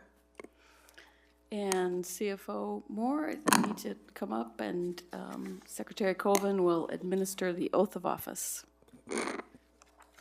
Do you solemnly swear that you will support the Constitution of the United States and the Constitution of the State of Iowa, and that you will faithfully and impartially, to the best of your ability, discharge the duties of the office of Board Treasurer in the Iowa City Community School District as now or hereafter required by law? Congratulations. Thank you. Congratulations.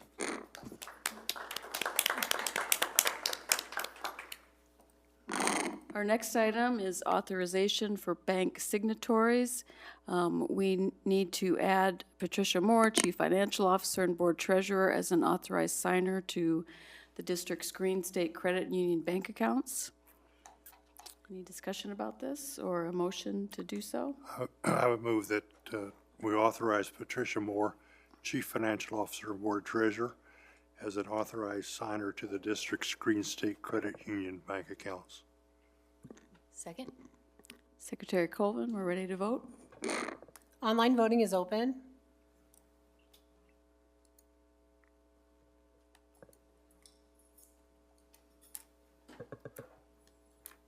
All votes have been cast and the motion carries with all directors voting in favor.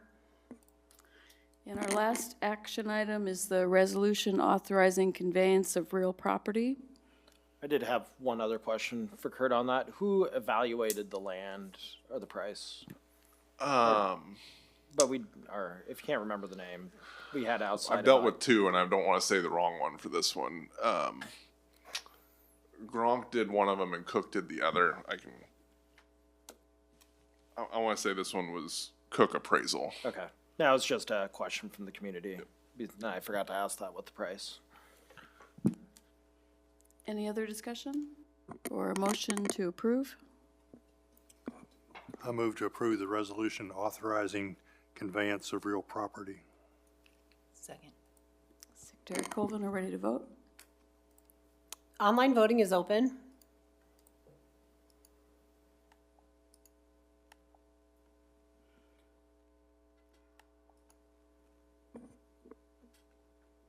All votes have been cast and the motion carries with all directors voting in favor. Next up, upcoming events and community updates. Anything on the director liaison report? Just wanted to, I know there were a lot of directors that went and stopped by the student build this week. No, Director Horn Fraser had a post with personal pictures. I was kind of I didn't put in that kind of effort, but it was a beautiful house. What GT Carr and his team was able to put together, or the students were able to put together, was really astounding for, well, I guess it sounds judgmental when I put down high school students, but yeah, a bunch of kids. But no, they did a fantastic job. And go ahead. Oh, it's the most energy efficient home on the Parade of Homes this year, which I think is pretty amazing. Oh, that's fine. Then just the last day of school and getting to watch those events and the graduations that all of us were a part of. And just the happiness. So, thank you. That was the thing that came to mind too. It was a lot of hours of graduation, but it was a whole lot of joy, which was really a privilege to get to be near. And then I also had an opportunity with President Malone to visit Southeast Middle School and just kind of see the hustle and bustle in person. And I hadn't been in a middle school in a minute, and I appreciated the chance to just see all the good stuff happening there. Okay, with that, we'll move on to agenda setting. We will have policy and governance on June 23rd. Looks like 700 policy, policy 207, Board of Directors, Legal Counsel, and policy 303.2, Administrator Qualification, Recruitment, Appointment, and then some policy primers. Yes, I think we're supposed to be getting the 700 series again. And then we have, there's a couple documents going in the background to work on for some of the policies that we're going through again. Okay. So, Anything else on that? And then for our board meeting agenda, Superintendent Degner, you want to talk all about that? Yeah, sorry, my computer died here, so I'm gonna go from my written list, so if Okay. there's something that's on there, you guys can remind me.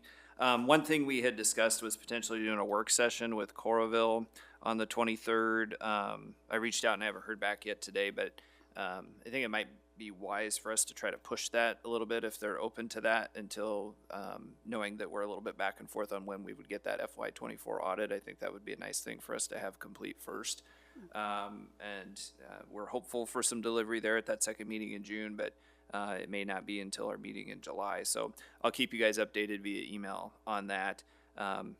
If that wasn't possible, then that kind of creates a conflict with P&G. But my recommendation would be we try to push that conversation to July unless there's strong feelings from the board that we really need to push forward with that.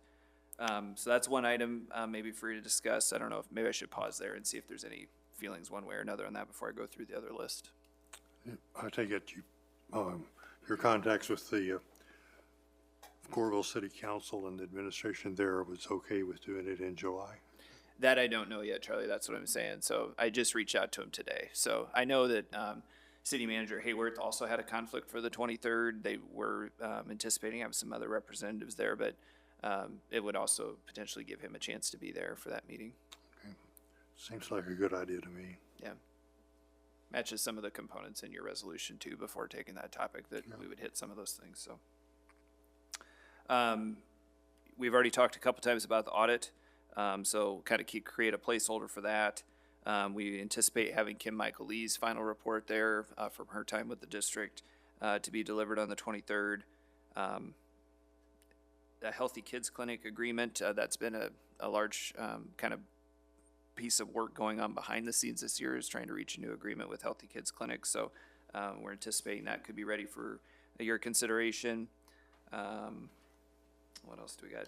All the salaries for personnel will be on that second June agenda, so that's always a large attachment. So I wanted to highlight that for you. And then we also have a screen time presentation that we'll be ready to deliver back based off those survey results. So those were the items I had earmarked or thought of ahead of time. So thank you.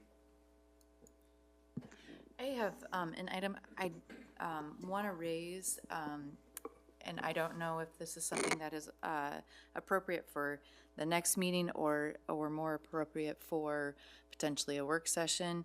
I know that we have been talking in this meeting and earlier today in the SBRC meeting about additional training related to finance. And I'm wondering if it may be possible to have a work session or a training / work session that includes that, and also some conversation about communication.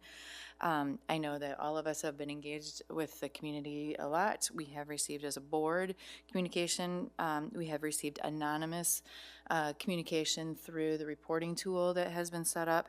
And I think I'm not alone, but I have a lot of concerns that I would really like for us as a board to be able to discuss about how we can engage differently with the community to better meet the needs of the community and engage in dialogue. I know that it's really constrained in a formal board meeting setting. But a few things that I've been thinking about, in addition to seeing if there's a legal way to meet the request to live stream.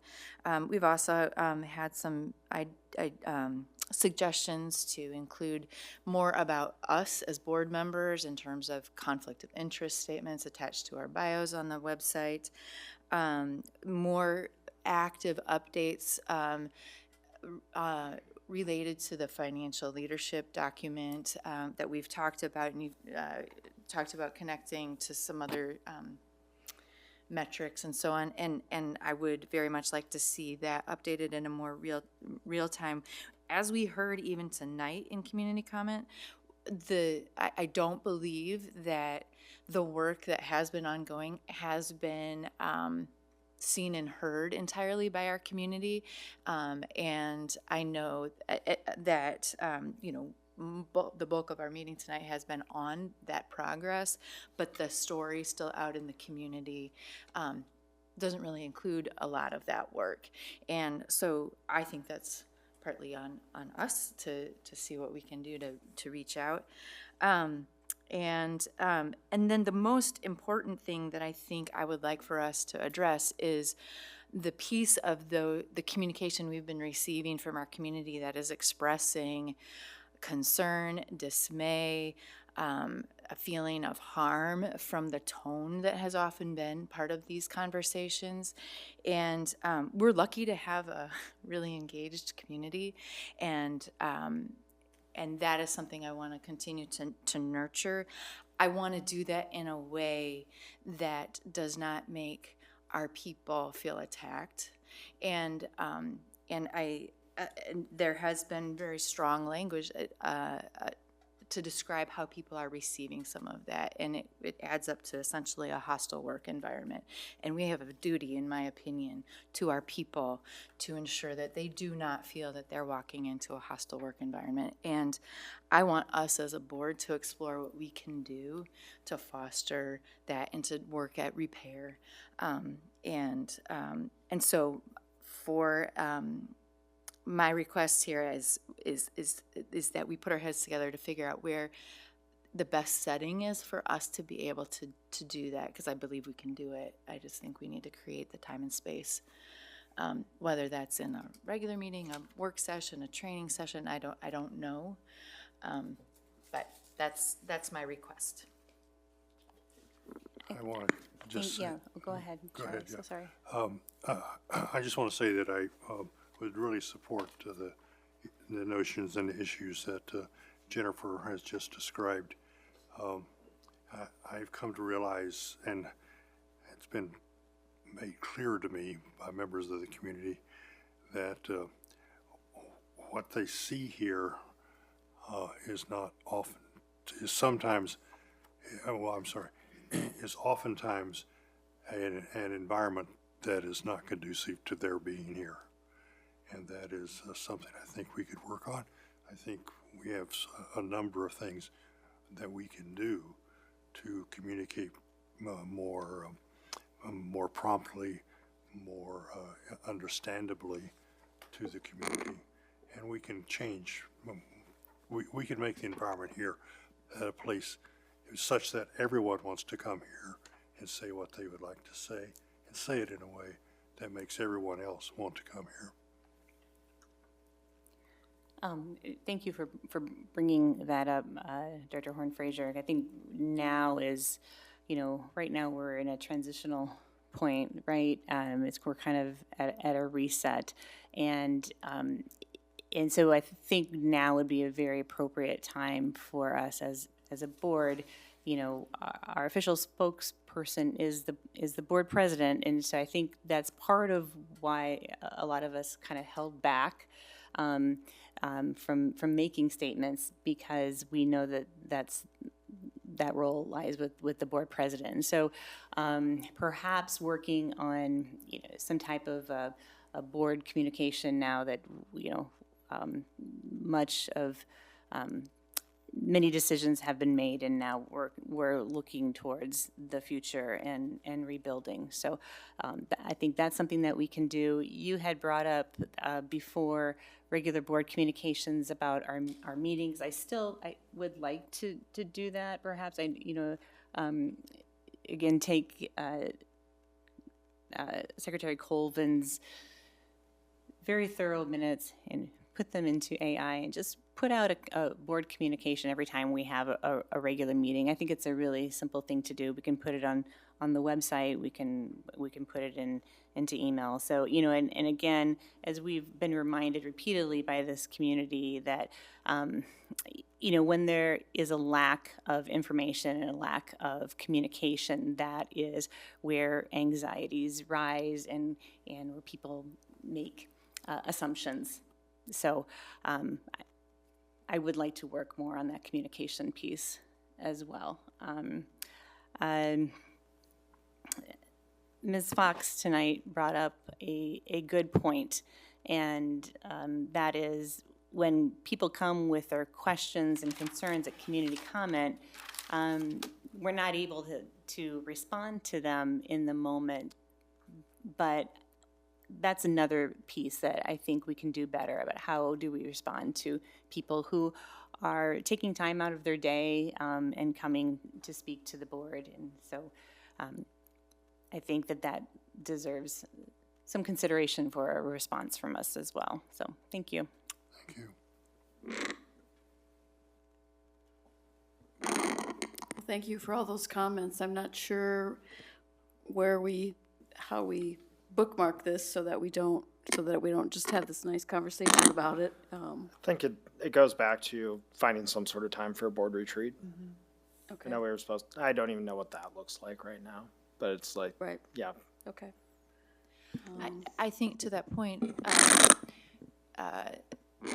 President Malone has started looking at some options for facilitators and trainers for something like that. And then we set that aside because we needed the time for other urgent issues. And so we could go back to what she's already gathered and then see what makes sense to try to put together going forward. Okay.